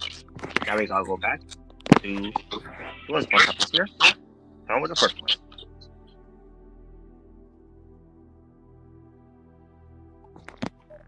Oh, okay. So all of these are deceased celebrities. So out of everybody on this list, I know it's kind of blurry, but you can bring back 10. Yeah. Okay. Let me look at it. I'm gonna put my phone here.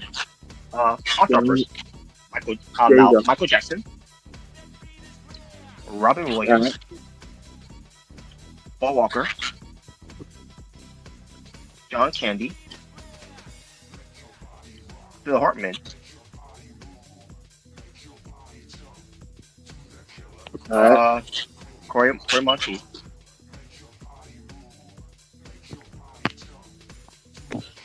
let's see. I think it was here. Aaliyah, All right. Heath Ledger, Okay.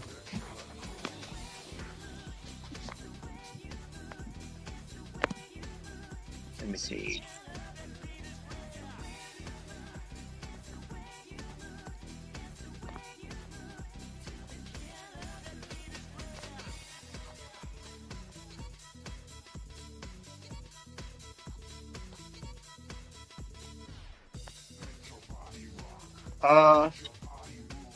Yeah, I said Heath. I think I said Heath Ledger already, right? Yeah. Yeah. Mm-hmm. Okay, yeah, Heath Ledger. So yeah, I'm just counting to see how many are pick rate.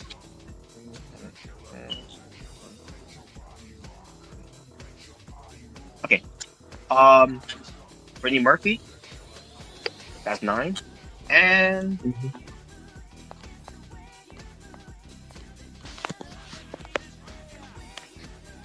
let's see where we see if he's on. I don't know. I don't know if he's down there or not, but let's see. Um.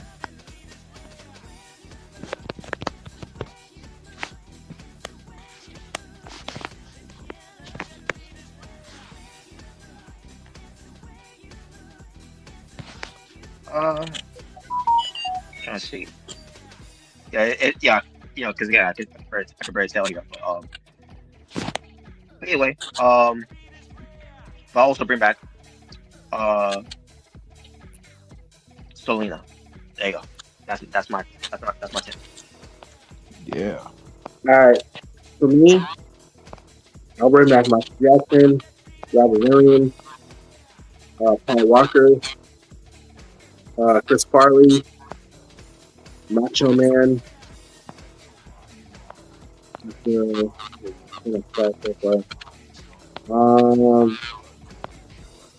Owen Hart, Selena, Kobe Bryant, Cameron Bryce, I believe that's his name. Kid from USC. And one more. I'll go Bernie Mac. Mine will be Bruce Lee. Said Bruce Lee. All right. Yeah, Bruce Lee bottom. Okay. All right.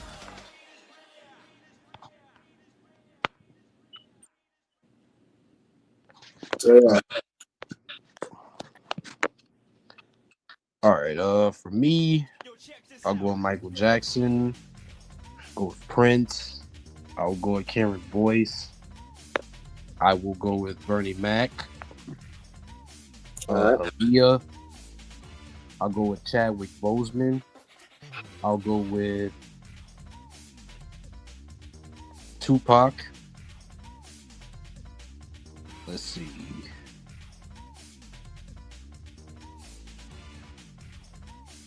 I'll go with Michael Clark Duncan. I'll go with Freddie Mercury. And lastly, Chris Farley. All right.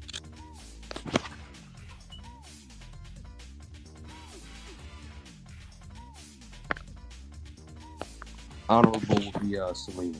But yeah. My honorables will be the child actors. Oh yeah, definitely.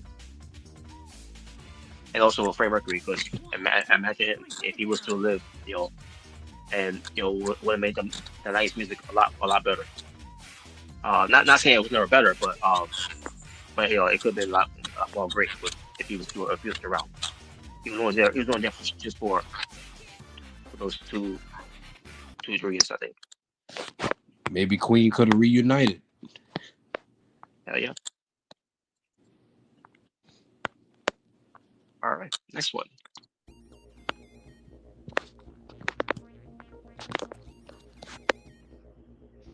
All right, we got all the iconic horror movie franchises. Well, most of them anyway.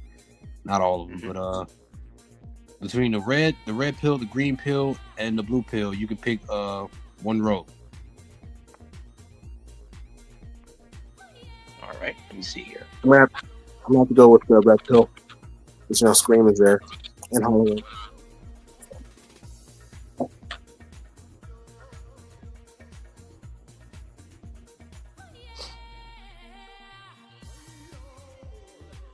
Yeah, so Team Red for me. I'll go red too as well. All right. Especially Halloween. It's right on top of there. So. I will go. Halloween is the best one. I will go with the green pill because of Nightmare on Elm Street, also Child's Play, also the Texas Chainsaw Massacre.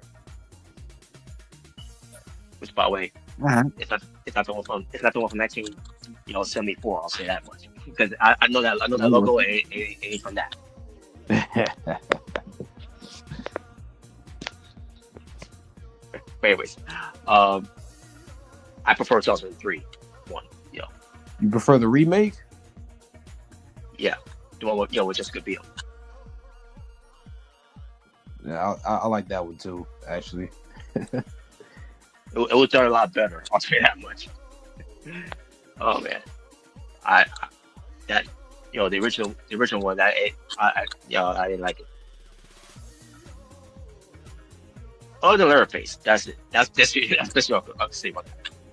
But either way, next one.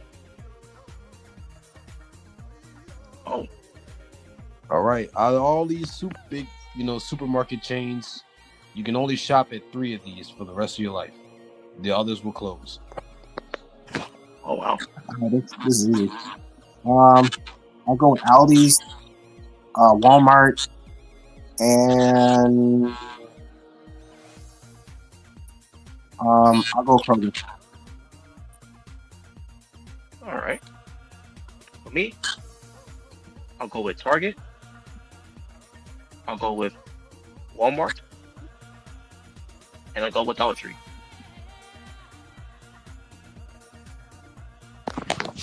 All right, for me, I'll go with Target, Walmart, and Walgreens. All to the greens. All right. I don't really see a lot of 7-Eleven here in Georgia. I mean, they're around, but it's not like in New York. I don't think we have a 7-Eleven down there. Yeah, New Orleans. Yeah, I don't think we have a 7-Eleven. We don't have a Kroger's either. Y'all have Kroger's there? Huh. Yeah, we don't have Kroger's. We don't have a lot of stuff actually. We just had, we just built a new Aldi. There's only one down here, so. Oh wow. You get nothing. I did have 7-Eleven over here. Which I could walk about maybe 5 or 10 minutes to it. But they already got rid of it. Dang. There's a 7-Eleven like near where my family live in Long Island. So yeah. I mean, all place I get to 7-Eleven is either in Manhattan or Queens. So. Yeah. All right. Now this one. Oh, this one's yours. All right, you can pick 3 pills out of all 9 of these. Pick 3. Okay. I'll go with 2. I'll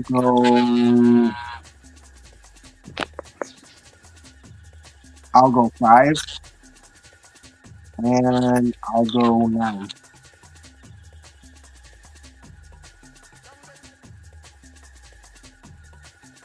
All right. Yeah.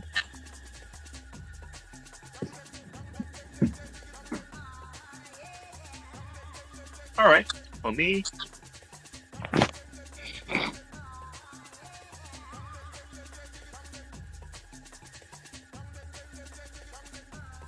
I'll go with 1. I'll go with 6, which I'm pretty sure. Which I'm pretty sure that's something that St. Punk would want to have. After losing Larry. Definitely. Yeah. And I'll also go with 9. You got it.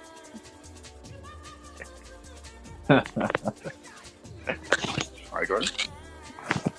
I'll go with 1, 2, and 9. All right. Joker, brother. Yeah. Anyway, all right. Now we go back to mine. And I'll let you get these. But anyway, it's Rhea Ripley and Io Sky. It's Thomas Tony Storm and Mia Shirakawa. And it's Kyle Fletcher. At the time we used to have that Bieber haircut. And Konosuke Tataka. Now, I just want to say, one of these is not like the others.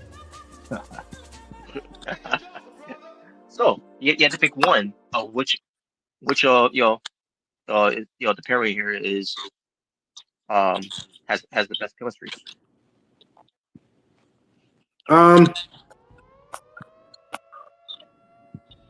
Braun Breaker coming out. I'll go Rio. Rhea and Rio. I think I really good chemistry. Same here.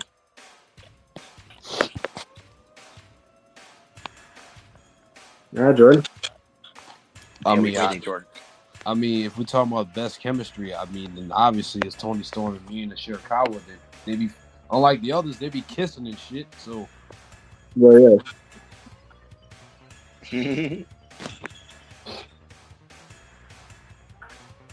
Should be me.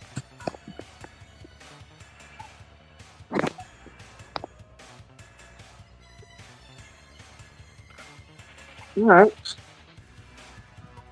Let's go to the next one. Next one. Yep. Let me see. Let's make sure. Okay, right place here. Here we go.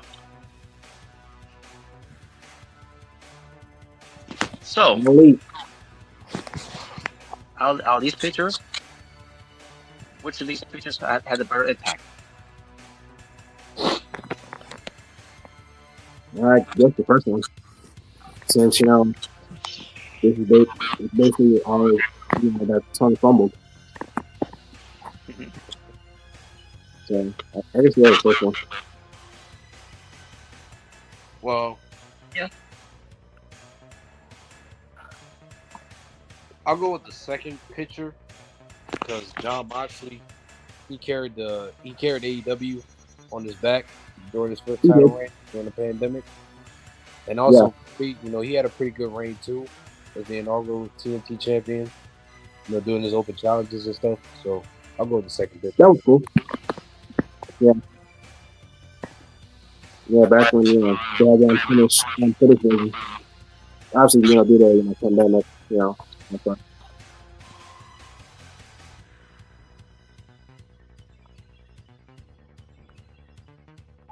I'll tell you this: the unfinished TNT title is better than the freaking NW, the New Japan, what's it called? The World Television Championship, that big square belt. Oh yeah, I know what belt you're talking about. Yeah. That Matt Riddle held that he won. Yeah, the one that Matt Riddle held. Yeah. Yeah, that belt is trash. Yeah. All right. Let's go to the next one. All right. Next one. Oh, by and I'll go with I'll go with the first one. All right. 25th was first off. All Ooh. right, guys. So we have here that the one that we're so glad that we grew up on with this, Mm-hmm. and not this. What comes to the other one. Yeah. Well, kind of with the right. I kind of grew up with some of these, like the 2K and the new WWE logo. I kind of grew up with that. But besides that, yeah. Yeah. So what comes to this? You know, would you But dude, prefer that side or the side that we grew up on? well, the side that we grew up on. Obviously, the side that we grew up on. Yeah, I mean, look at the roster was great. Character. Yeah, the roster was great. You know, the logo. Like, I don't have an issue with the new logo. You know, whatever. Yeah, the logo. I mean, yeah, SmackDown besides versus that. Raw. The roster. Undertaker. WrestleMania. Jim Johnston. Bro, the freaking arenas had different designs. You know, and it wasn't just a big screen. When the wrestlers had actual Titantrons. Yeah, exactly. Yeah, the only one that don't have the Titan really it's Logan Paul. The shows had pyro. Yeah. You know, the street fight, no disqualification matches had blood. Yeah. They use a sparingly. You know, the SmackDown versus Raw games were actually fun. You know. Yeah. I mean, there's some fun 2K games, but you know.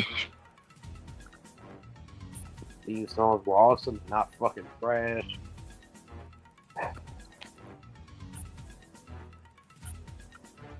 WrestleMania felt like WrestleMania. WrestleMania, it still feels like WrestleMania. Yeah, right. Come on, WrestleMania 40, you know, 39, you know. Well, I mean, yeah. You got a point with those, but see, this past WrestleMania, nah.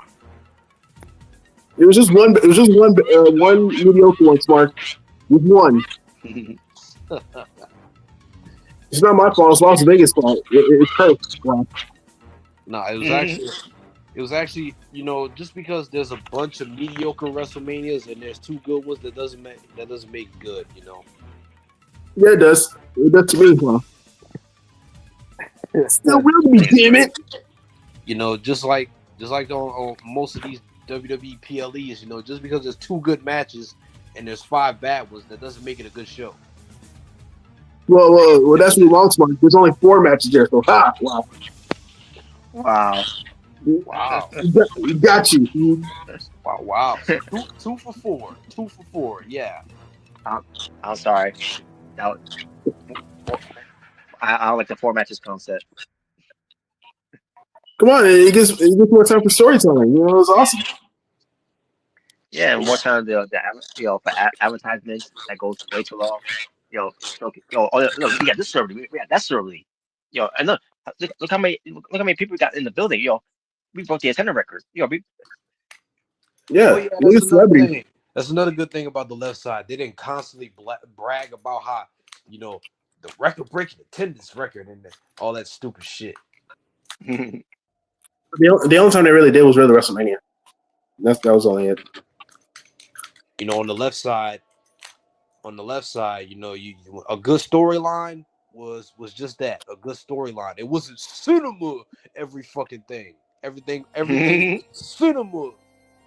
I mean, there was some cinema stuff back then, you know, like thinking Shawn Michaels versus Triple H. Well, I mean, yeah, there was cinema, but you know, you didn't have people constantly overpraising every little thing. Oh, that's what you mean. Oh, okay. It's cinema, y'all. Cinema. You know, basic storytelling. You know, more motherfuckers overpraise that shit. It's cinema. Triple H is cooking. Oh. Well, I think the main reason why is because, you know, we have been for so long. You know, I think that's probably one of the main reasons. You know, That's how I saw it. Oh, the championships look damn cool. They look badass. They don't look generic like today.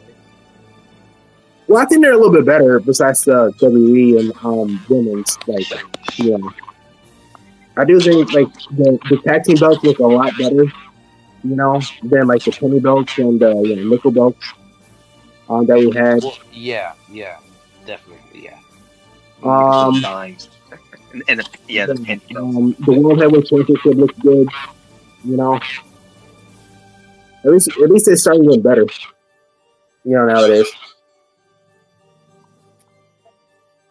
So I give them credit for that. It's not a complete bust. All right. I guess you go to the next one.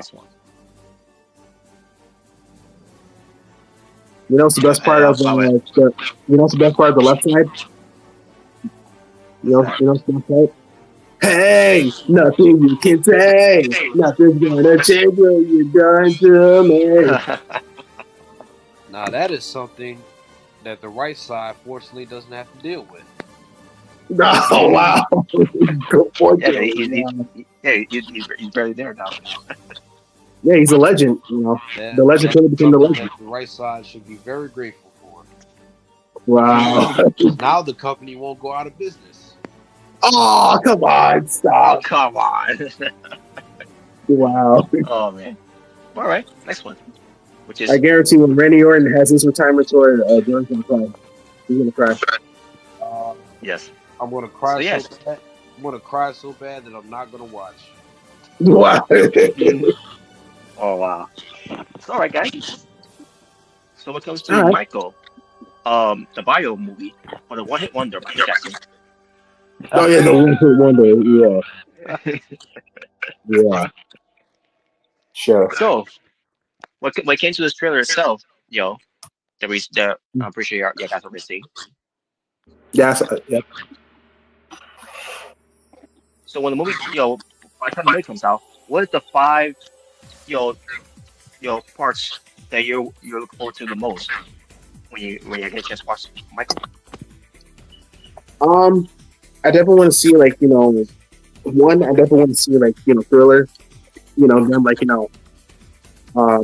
doing Thriller. Mm-hmm. I also want to see Childhood. Chapter 5. That's 2. I definitely want to see them do the remake the Don't Stop Till You Get Enough music video, Mm-hmm. That's 3. 4. I think it'd be cool if they also added the Jeanette, scream, music video, song, them making it. I think that'd be pretty cool. And one more. Oh, it'd be really cool if they show Michael Jackson and Michael Jordan meet up each other. Oh, I never think of that. That'd be pretty cool. That'd be cool. That'd be pretty cool. Yeah. Yeah. Again, we don't know if that's going to be the case. We'll see. That'd be cool if they did. That's pretty dope. Question is, if they did do that, which again we don't know that for sure. But if they did do that, who played the part of who really actually second they found so very much important. I don't know. Dave Chappelle. Wow. Wow, Dave Chappelle. Wow. he ain't that tall. Man, he ain't that tall. Well, you can put on lifts, Mark. Wow.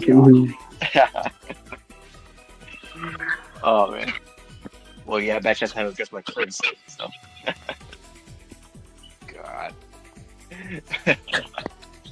All right. What was that? You probably have to play another one. Yeah, that was it. Okay.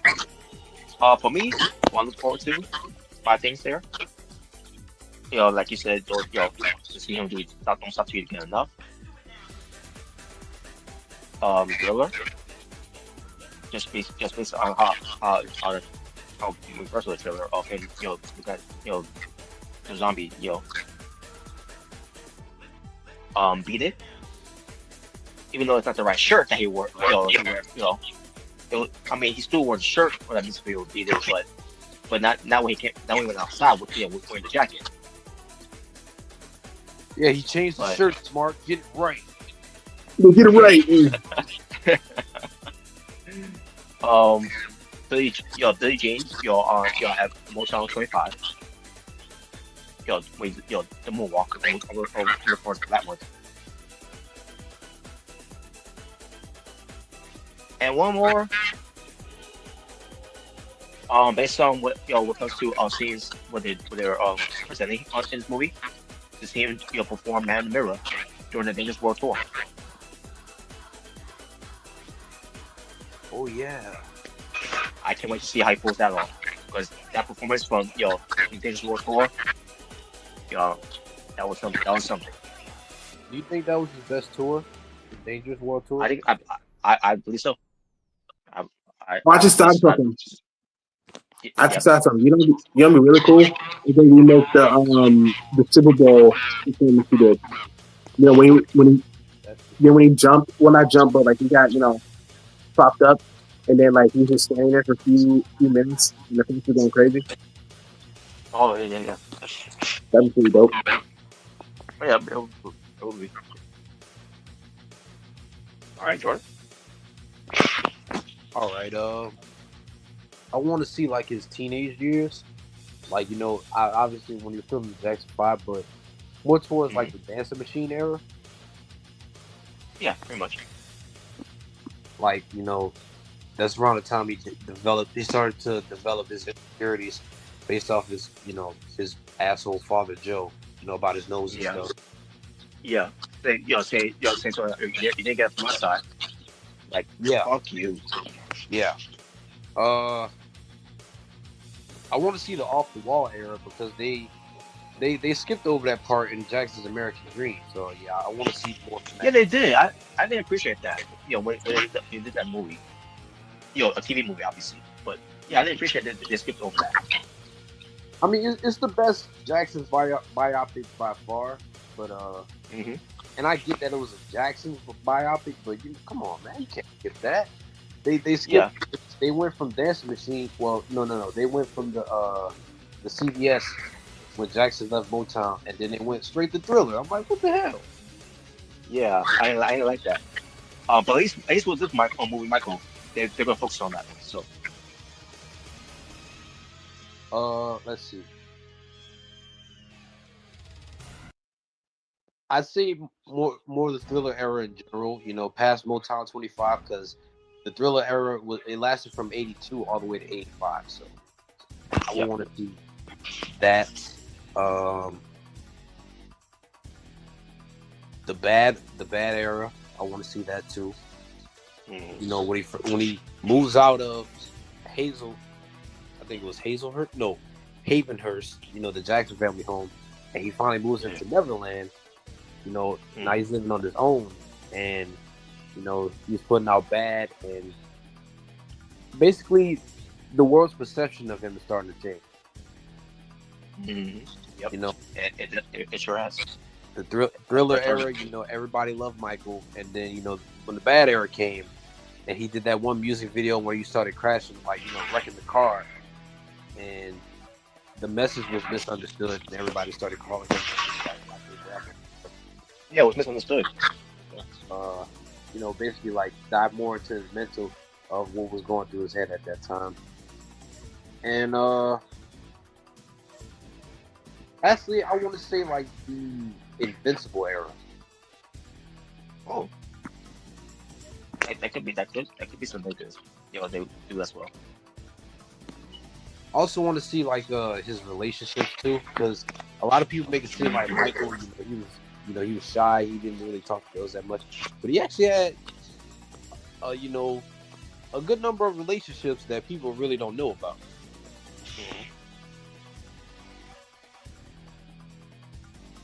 But yeah, I'm looking forward to this movie. I'm pretty sure everybody's looking forward to this movie. Hell yeah! I wonder if it'll be a two-parter. Like they'll make a sequel. I guess we'll find out. Or if not, this is gonna be one long ass movie. But either way, I'm ready. Yeah. And I'm glad, and I guess being produced what comes to guys who did Bohemian Rhapsody. When it came to Freddie Mercury. Yes, because I really enjoyed Bohemian Rhapsody, so this should be good. Hell yeah. I mean, those things they said, that was not, entirely true when it came to that movie, but it was still enjoyable. Mm-hmm. All right, and that'll be in theaters, folks, in April. I cannot wait. And I'm gonna be dressing up. Obviously, I will be dressing up. The question is, which costume?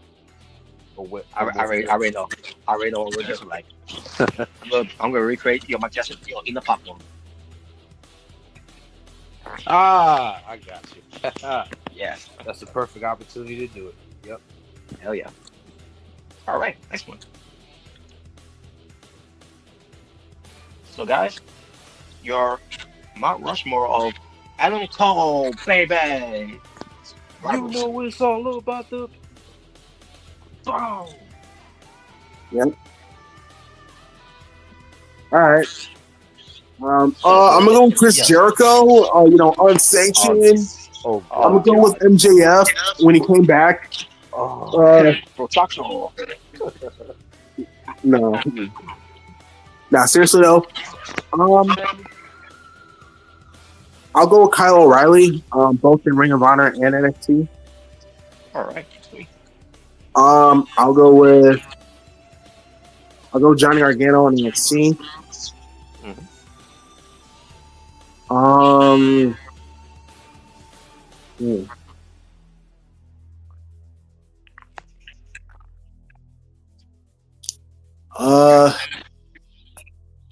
me think. I'm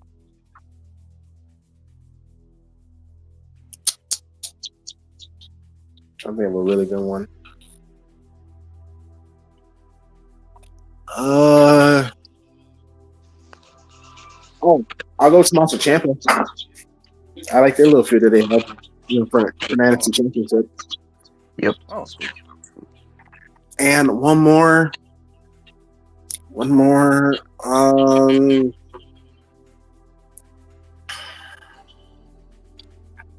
Trying to think of another good one.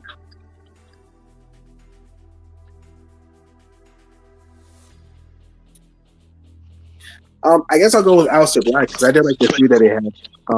It was short, but I thought it was pretty cool. I still remember the spot where I feel like Aleister Black threw the candlestick away, and Adam Cole's face, you were so dead. Oh yes, I remember. Yeah, I remember. You stupid. That was good. Yeah.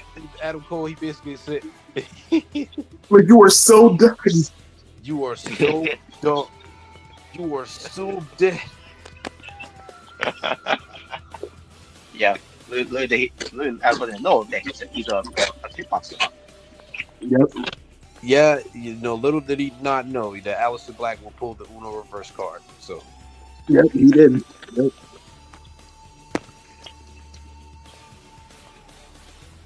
All right, so that's about it. Mm-hmm. All right. For me, same thing what James just said when it comes to Kyle O'Reilly. Not just for Ring of Honor, but also for NXT. Also go Johnny Gargano. Yeah, I also enjoy their program. Yeah. I'll go with Jay Briscoe on Ring of Honor. Yeah. Yep. Good shit. That was good. And I'll go with MJF, despite how that rivalry ended, in a shady way. But I'll go with that. That feud was so damn good until MJF got hurt. Mm-hmm.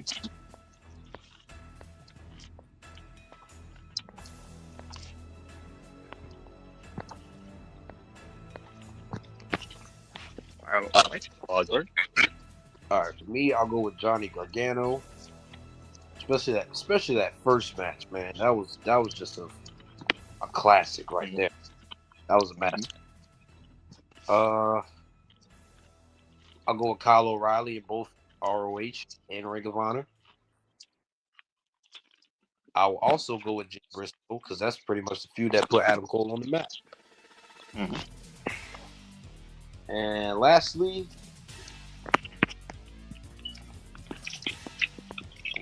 I will say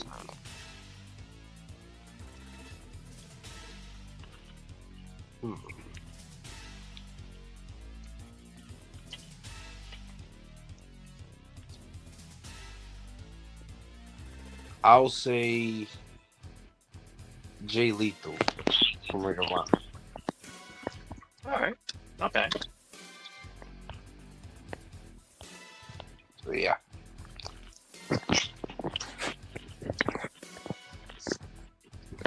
All right. Next one.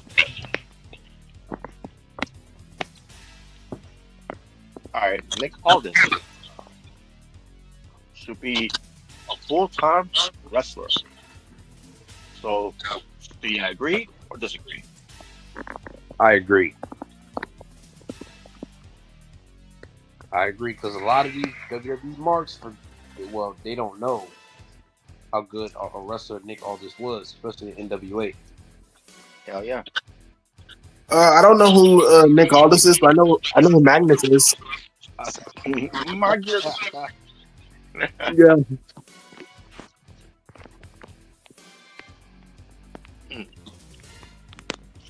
But I agree he should be wrestling full time.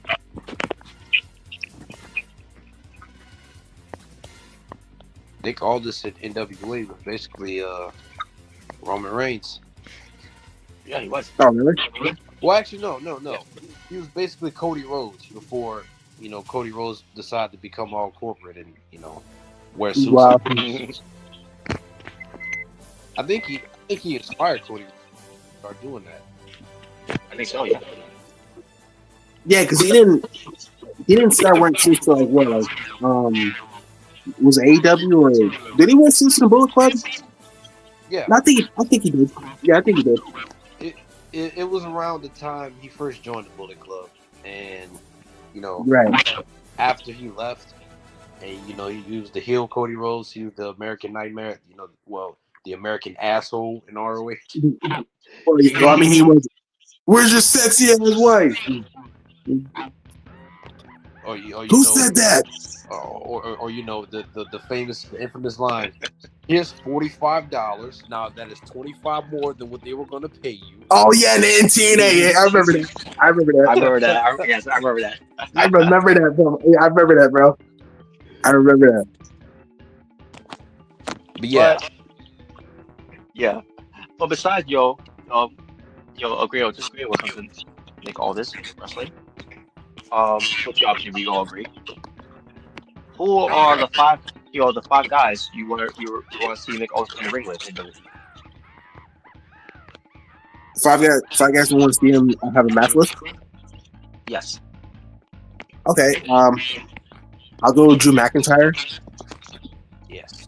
I'll go with Cody Rhodes. Have him have a match one more time. I guess AJ Styles. That'd be interesting. Yeah, it will be. Yeah. To redeem them, Especially redeem themselves. After that shitty booking that TNA did. Yeah. The old regime, I should say. Yeah. Two more.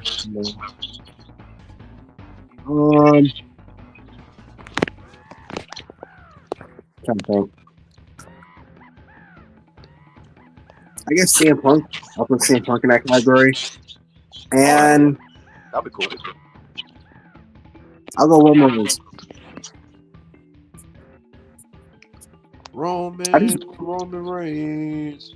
I just realized something. I just realized we got the general managers of Raw, SmackDown, the former NWA World Champions. That's right. Yeah. That is crazy. I just now realized that. All right. For me, I'll go with Randy Orton. I'll go with Cody Rhodes. I'll go with Drew McIntyre. I'll go with CM Punk. And I've got to pick one more. Gunther.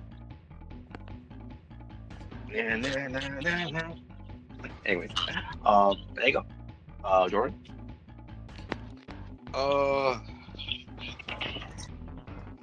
And also Randy Orton is your first choice. I mean, think about who gave him his first bump in WWE. Randy Orton, but they're RKO. Oh God. I'll go with Cody Rhodes. I'll also go with Drew McIntyre. I'll go with LA Knight. I'll go with Gunther. And lastly, I'll say Sheamus. Oh yeah, I'll be good too. Seeing those two guys having a hell yeah.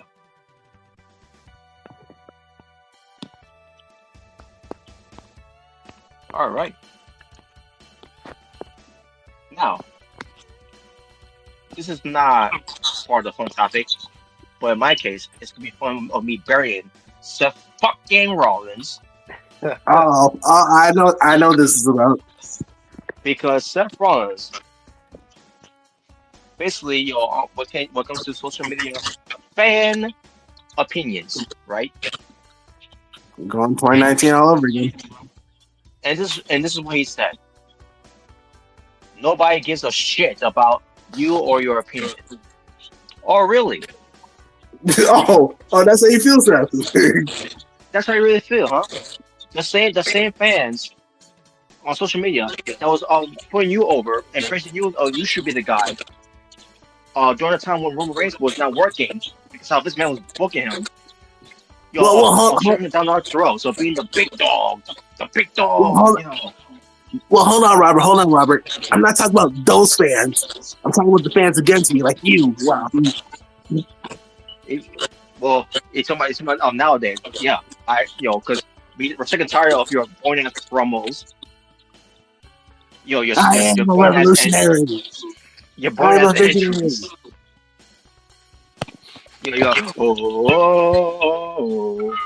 It's that damn song.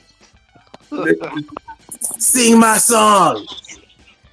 Wyman said it best before he ends up being a hypocrite and joining with Seth Rollins because of a favor that I hate that song. A favor of a fucking face. So stupid, man. The favor.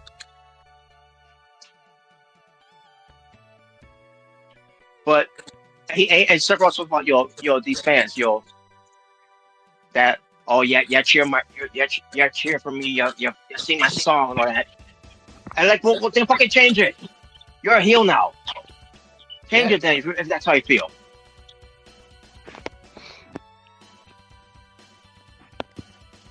Could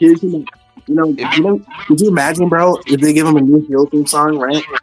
And it's I am Seth freaking Rollins, and they give him like generic trap music, like, oh no, this doesn't fit him.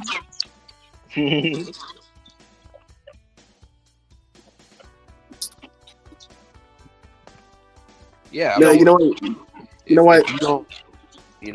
If you don't want people to sing your song, then change your theme song. If you don't want people to root for you as a bad guy, then don't have all the cool shit. Yeah, you're right. I'm bringing back the Monday Night Messiah. Bring my theme song. Okay, now let's not make the ticket set. Well, you know what? They're already going down. Fuck it. Bring that back. Wow. Yeah, you'll bring it back. Yeah, kill the company. Wow. Yeah, you better shut up, Robert. If I push your eye through the steps. Oh no. And then TMZ will talk about it. You better shut up, Jordan, before I bury you under a stack of chairs and force a disqualification in a Hell in a Cell match. Oh God! Oh no! Oh Lord! Bro, even Seth hated that. Oh God.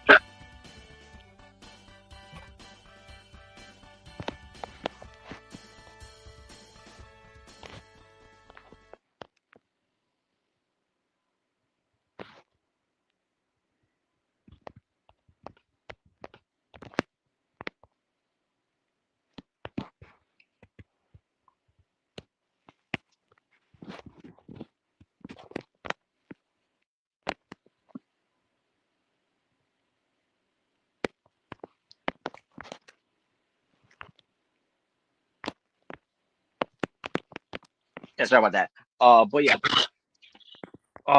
let's see. Yeah, it's obviously not just Seth Rollins, but Seth Rollins is not making himself any favors at this point now. I don't care if he is recovering from his bad shoulder. Yeah, he decided to do the stupid, coast to coast headbutt, and then didn't know how to do a landing on it.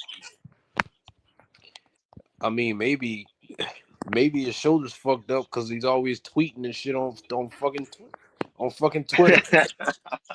That too could be a possibility.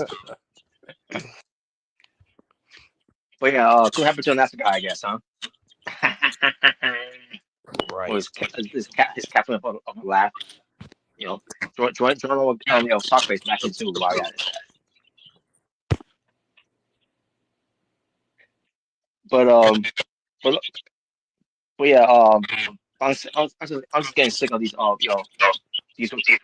wrestlers and or someone like Triple H, with his almighty in a suit, on the corporate lines, all that. So that's sure of stuff, enjoy what we're giving you, blah blah blah. You know, and exactly what is it all you want us to enjoy, Triple H? Your shit, your booking that you obviously you have no hand in because you always rely on guys high coming with ideas and you're just go your post on it and not do anything on the change on anything to do something a little better.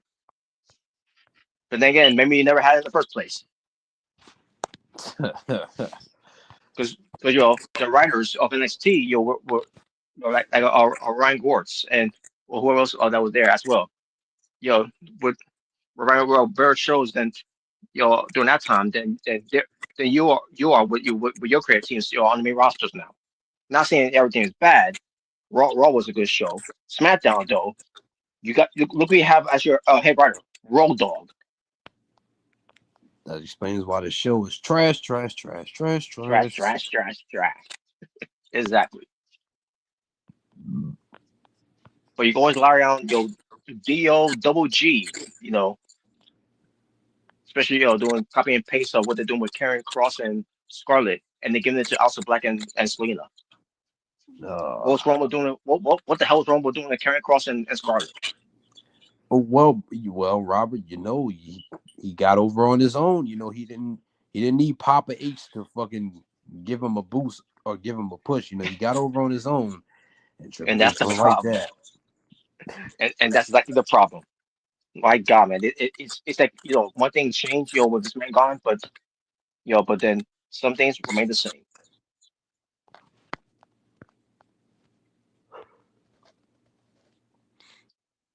Triple H is it's has been exposed of his shitty ideas, which there was none to begin with. Yep.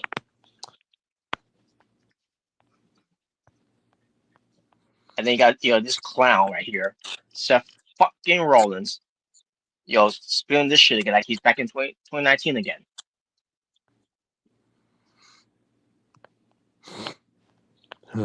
Well, I mean, he gets it from his boss. The same guy that says, if you don't like the shows, you're not a real fan. You can fuck off. Pretty much, yeah. Well, unless you buy their shirts, unless you praise them, you're good, you're okay. But if you don't, these guys don't understand. Have you ever been in a ring before? I don't have to be in the ring to know that the product's not good. I don't have to be in the kitchen to know that my food doesn't taste right. I don't have to be behind the camera to know that a movie fucking sucks. Exactly.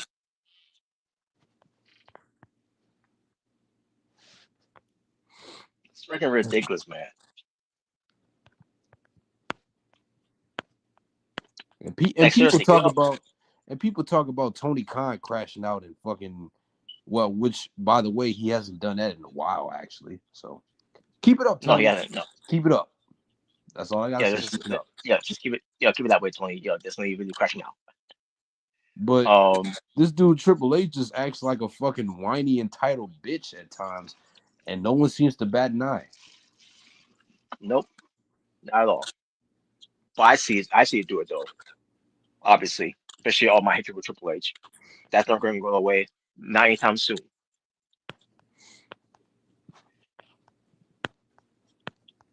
Ah, but that's Triple H for you. Um, and that's all there is to it. But nevertheless, but either way, I think that's pretty much it there. Other than just me bringing some some updates of some matches that could happen for deadline for NXT this Saturday.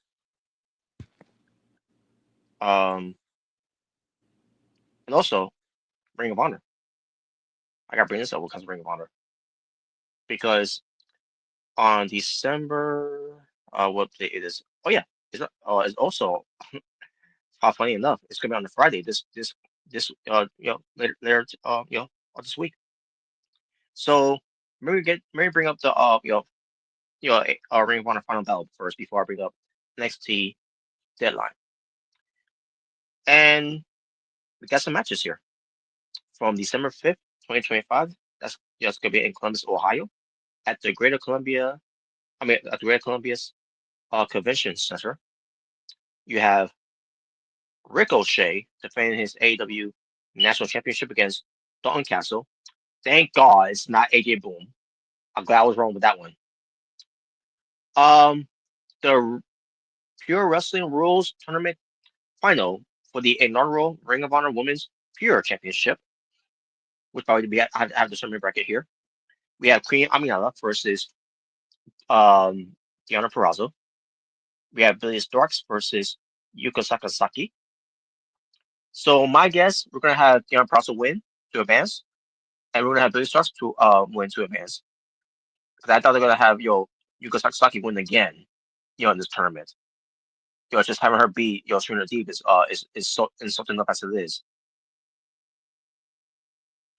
But that should be the match. Deonna Purrazzo and Billy Starks. Then we have Athena defending her Ring of Honor Women's World Championship against Stephanie.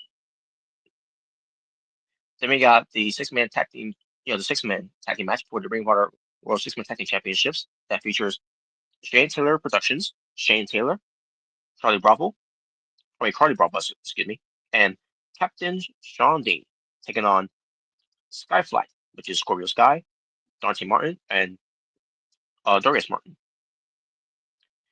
Then we got the Survival of the Fittest for the Ring of Honor World Championship, which I'm pretty sure that's going to be the main event.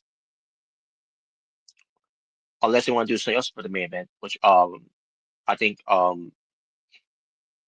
guess we'll find out what's going to be the main event. I really don't know what could be the main event here. But in this match, you got Bandito, who's the champion, versus Blake Christian, the Beast Mortos, Sammy Guevara, Commander, and Chia. I'm sorry, I can't even say his name right now because Jim Cornette, bastardized it. Every time I listen to his reviews, Hechachiro. But every time I say his name, I always think of Jim Cornette when he calls him Chia. Anyways, that's the match for the Ring of Honor Women's World Champion. I mean, for the Ring of Honor Women's World Television Championship, Mercedes Moné was defending against Red Velvet. Then we got the vacant Ring of Honor World Tag Team Championship, which I didn't know it was vacant again. I can't think it's vacant again. Why is that? Did Rush get hurt?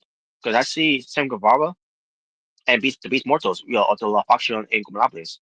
Because I remember Sam Guevara and Rush were tag team champions. That's why it was vacant because did Rush get hurt? I didn't know about that. If that was the case, shit. Let me see. What's going on with that?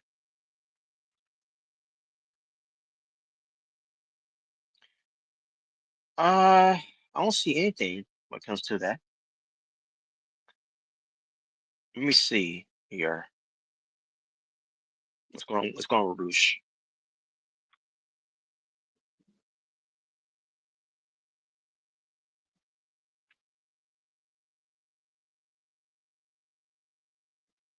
All right, let me see. Any injury? Is there anything that's happened of why it has been vacant? Yep. Unfortunately, folks, I had no idea this happened, but um, they held on to the tag belts for 3 months until Rush went to get knee surgery. So the titles have been vacant because of that. So that's why Sammy Guevara is going to get another shot at the titles. This time with the Beast Mortals against who are they facing again? The Outrunners, right? No, that's from the last pay per view they did. I'm sorry. Um, against Tommy, Billington and Adam Pierce. Adam Priest, excuse me. So Tommy Billington and Adam Pierce. So there you go. And finally, because there are 8 matches for the show here, unless we get to the pre-show, which I'm not gonna watch either ways, but um, Lee Moriarty versus Nigel McGuinness in a 30-minute Iron Man match. That's gonna be a lot of fun to watch. To see those two guys wrestle each other for 3 minutes. This could be pure wrestling and then doing some tactics to each other to one another. So it should be a lot of fun. But there you go. That's the matches so far, folks. What's gonna be the main event? It might be the 30-minute Iron Man match. It might be the Survivor of the Fittest for the Ring of Honor World Championship. It might be Mercedes Moné playing politics for the Ring of Honor World Television Championship to be for the women's to be the main event. But we shall see. Unless they want to do the tournament finals for the women's pure championship to be the main event. But I doubt that. I don't think it's probably not gonna be Athena versus Persephone because I don't think they have I don't think they're gonna have Persephone being the main event against Athena, which is not a bad thing for that to happen but at the same time I don't see that happening when it comes to giving Persephone that privilege. So even though I think she should. I think she's pretty good. So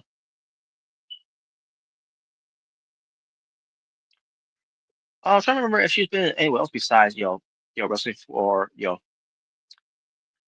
Triple A and for CMLL. Born and raised from El Paso, Texas. She's Mexican. She's Mexican American, but she's born in El Paso, Texas. So yeah. And also what surprised me is she's she found Eddie Girl as well for favorites growing up and influence. Even though she was born in 2001, she's only 24 years old. But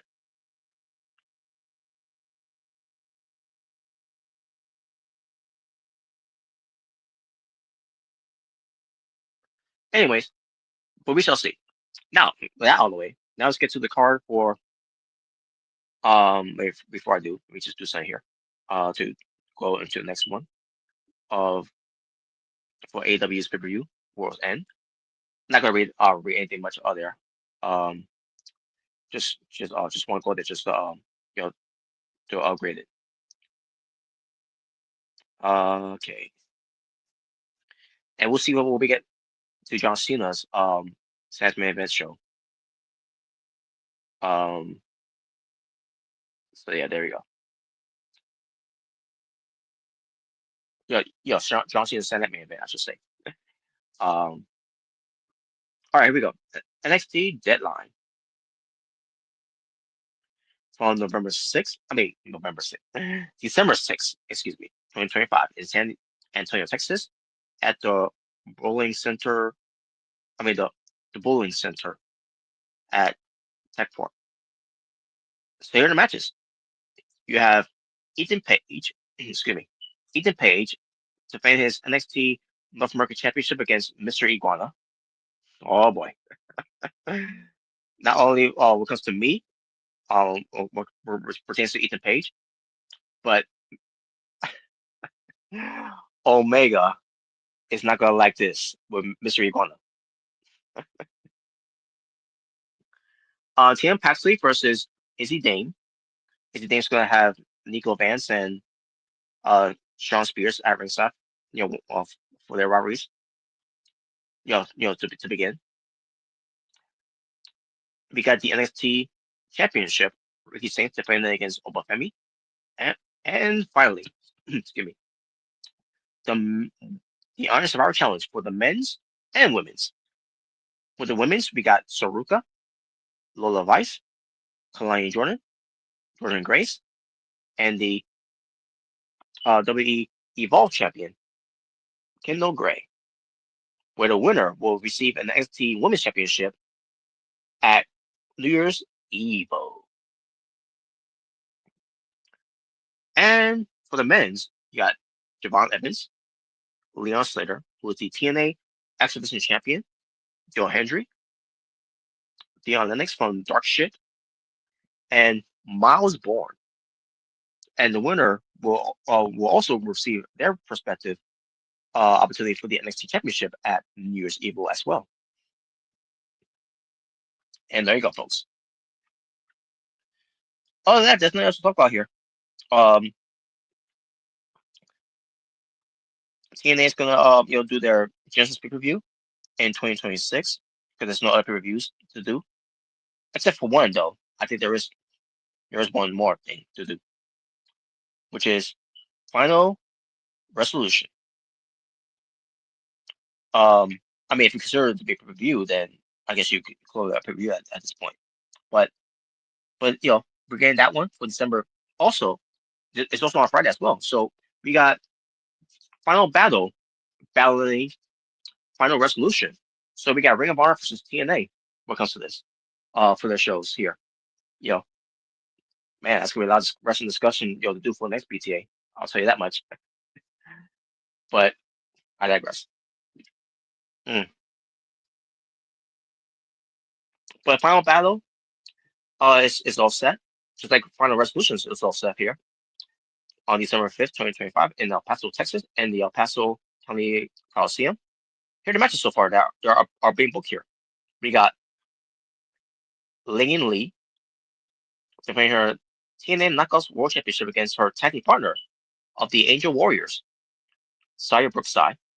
We got the Inspiration, Cassie Lee and Jesse McKay defending their TNA Knockouts World Tag Team Championships against Tessa Blanchard and Alicia who gets the Folks, the crack whore. We got Leon Slater, excuse me, defending his TNA X Division Championship against AJ Francis.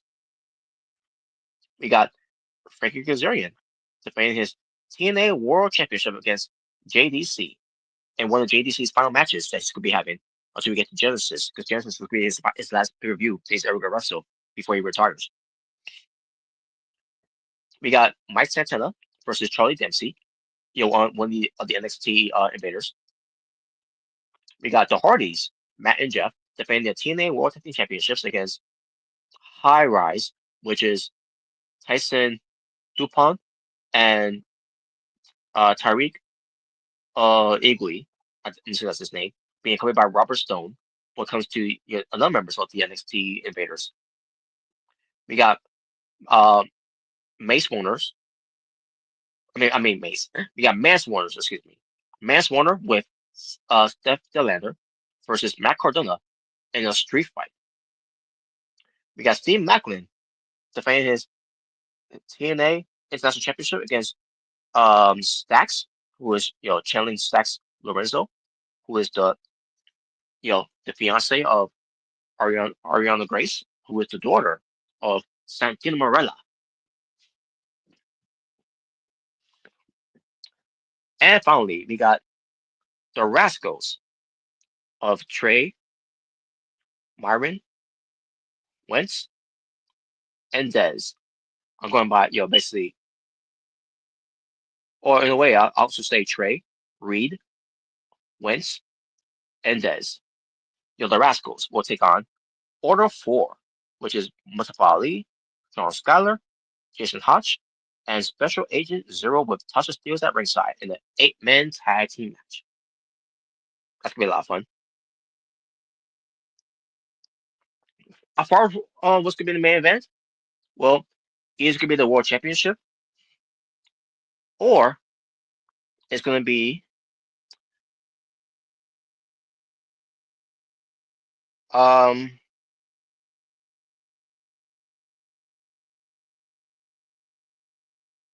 that's the only thing I think of. That's the World Heavyweight Championship. Just to get JDC, JDC, JDC, I should say, just to get JDC, the main event, match, when it comes to one of their TNA Plus events that they'll do. Just to give him that rub, albeit in the main events, main event scene against Frankie Kazarian. So there you go. And will we get a clear shot, by Nick Nemeth during that whole thing? I mean, he could if he wants to, try to do it again and not be attacked by the NXT, invaders again. Not be attacked by the NXT invaders again. But I guess we'll find out soon. When we get to that show on Friday. But there you go, folks. Other than that, not much to say. That's all I want to bring up here. So that's all there is to it. Let me see if there's anything else to talk about here. No, else to talk about here. And unfortunately, I didn't get a chance to talk about some movies here, but I'll do it next time when it comes to BTA. But in the meantime, folks, as far as doing BTA, let's see.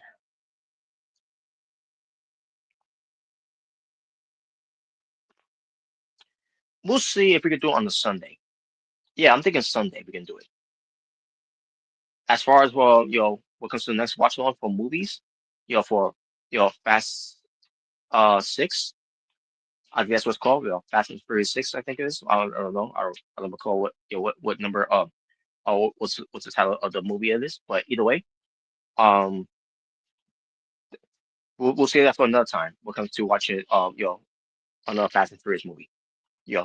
But when it comes to watch alongs that we're gonna be doing on the Thursday and on the Friday, what we're gonna do for watch alongs for that one, on a Thursday we're gonna do let's see, should we do Deadline? Yeah, I think we should do Deadline.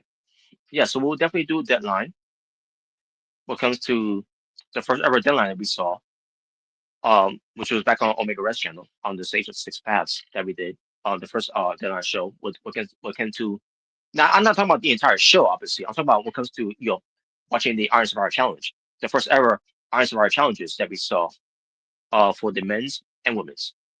And at that time, I didn't appreciate the bedside because of who won it, especially at the time who I was not in favor of winning it.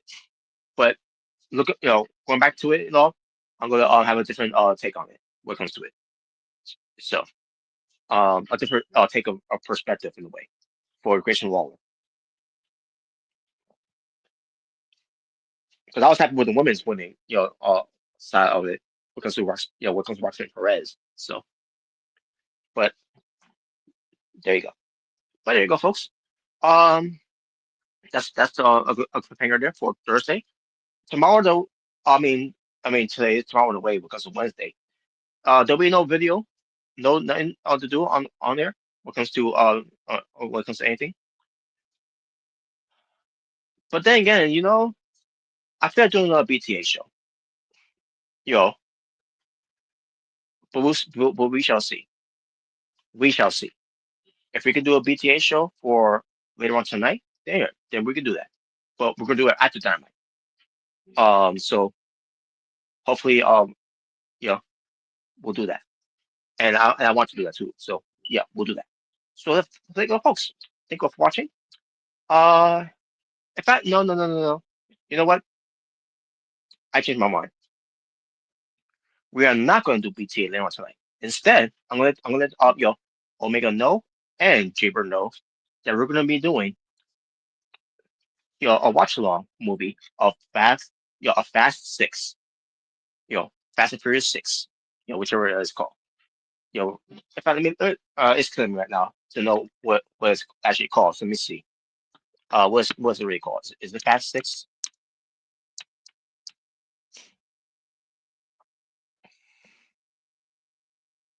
Okay, it's Fast and Furious Six. Okay, that's what it's called. Fast and Furious Six. We're gonna do that instead tonight, and then on the Thursday we will do um a watch along for the first ever Iron Survivor challenges for the men's and women's from the first event created a new event created for NXT called NXT Deadline, and that was what 2022. That's when it happened. I could have swore it was. I think it was. It was 2022 or 2023. Either way, um, it happened around that. It happened. When it came to it, when it came to it. So I'm assuming it was 2023. I could be wrong, but we'll see. We'll see. We'll dive into that by Thursday, and on the Friday we're gonna do after we watch the Gunther versus LA Knight tournament on SmackDown. After that, we're gonna be done with it. Hopefully, that's not the main event of the show. Hoping we could have something else be in the main event. For the ending of the show for SmackDown. Because once we get to LA Knight versus Gunther happening, then we go end it from there, and then we could do more of watch-alongs. When it comes to finishing one more touch of of comes to the first ever for the women's for Blood and Guts Survivor Series and NXT WarGames. And that being said, folks, thank you all for watching. Shout out to Jordan Williams, True Jaybird, Omega Red for joining along with me for BTA episode 267 as we went back to the future. No, just kidding. No, we didn't. Um, but yeah, folks. We'll see you all later on tonight when it comes to the watch along for Fast and Furious 6. So, for those that watch, thank you for watching. Shout out to my moderators of Tokyo and Joe Gamer 85. They were not on the stream. When it comes to live chat, that is. They were not on in live chat, but I'll still give them a shout for being moderators, for moderating my channel. And with that being said, folks, we'll see you all later on tonight for the Fast and Furious 6 watch along. Which again, I'll let Omega Red and Jaber know that's what I'm planning on doing. For us to do tonight. So that's gonna be a lot of fun. And I'll be going in there, watching it for the first time. I'm gonna be blind to see. I'm blind to see of it because I've never seen it. I never watched it. When it came to the Fast and Furious, franchise series, only saw from 1 to 5. Other than that, I never saw 6. I never saw 7. I never saw 8. I never saw 9. And I don't know if 10 is out yet. Unless it's in the making. So okay, it did come out then.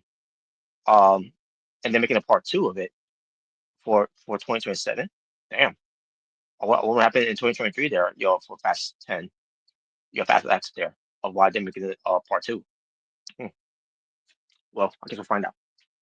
But either way, folks, but I'm gonna let them know about it, because I'll be coming with the blind side of things of it. So because there's some things that Omega Red said that I'll be mad about, especially when it comes to the ending of it, when it comes to Han.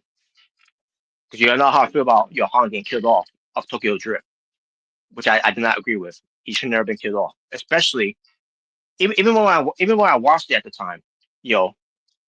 I did not agree with him being killed off.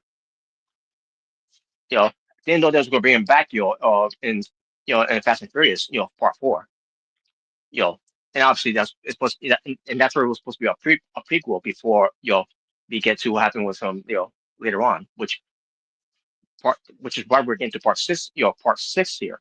What comes to Fast and Furious here, which is what I'm dreading from what comes to it. I'm not gonna be happy with that. So if Omega Red says I'm not gonna be happy with that, then yeah, I'm definitely not gonna be happy about it when we get to it. When we get to that part of it. I cannot wait to see what they did here. So that's why it was my first time watching it, because I haven't seen it. I haven't seen any of the other Fast and Furious movies, at the 5. And this was the same year, by the way, that Paul Walker unfortunately passed away. Because this movie came out in 2013. It was around the time. It was right after Paul Walker ends up passing away.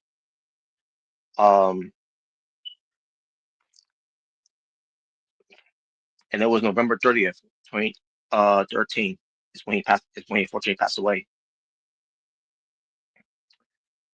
And I want to. I want to see when was the movie released. Fast and Furious 6.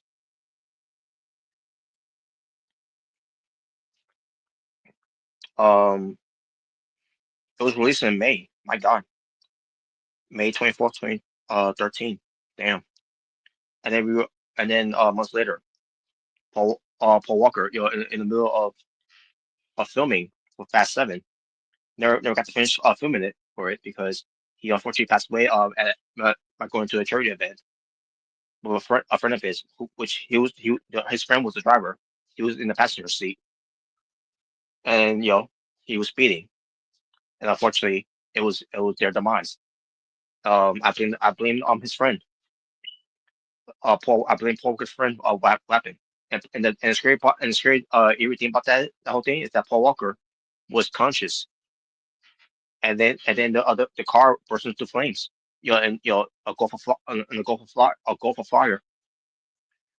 It um and unfortunately, he died while he was conscious, and no one helped him. They were too busy taking selfies. You know, uh, you know, even when they crashed, they were recording what happened, and then they continue recording instead of calling 911, calling the fire department. They could have saved his life, because it was very unfortunately too late for the friend, because the friend who was driving, I think he got killed instantly when they crashed into that pole. Paul Walker could have lived if the damage of the car then wasn't too serious. Paul Walker could have easily got out there too, but there's no way for him to get out there because I think I don't know what was the story of it of why he couldn't get out. Other than maybe his seatbelt got stuck, or he was injured but still conscious. And then when they went and they went out and they went up in smokes. When they go for fire went up, and the control of him trying to escape. He he he he unfortunately didn't make it.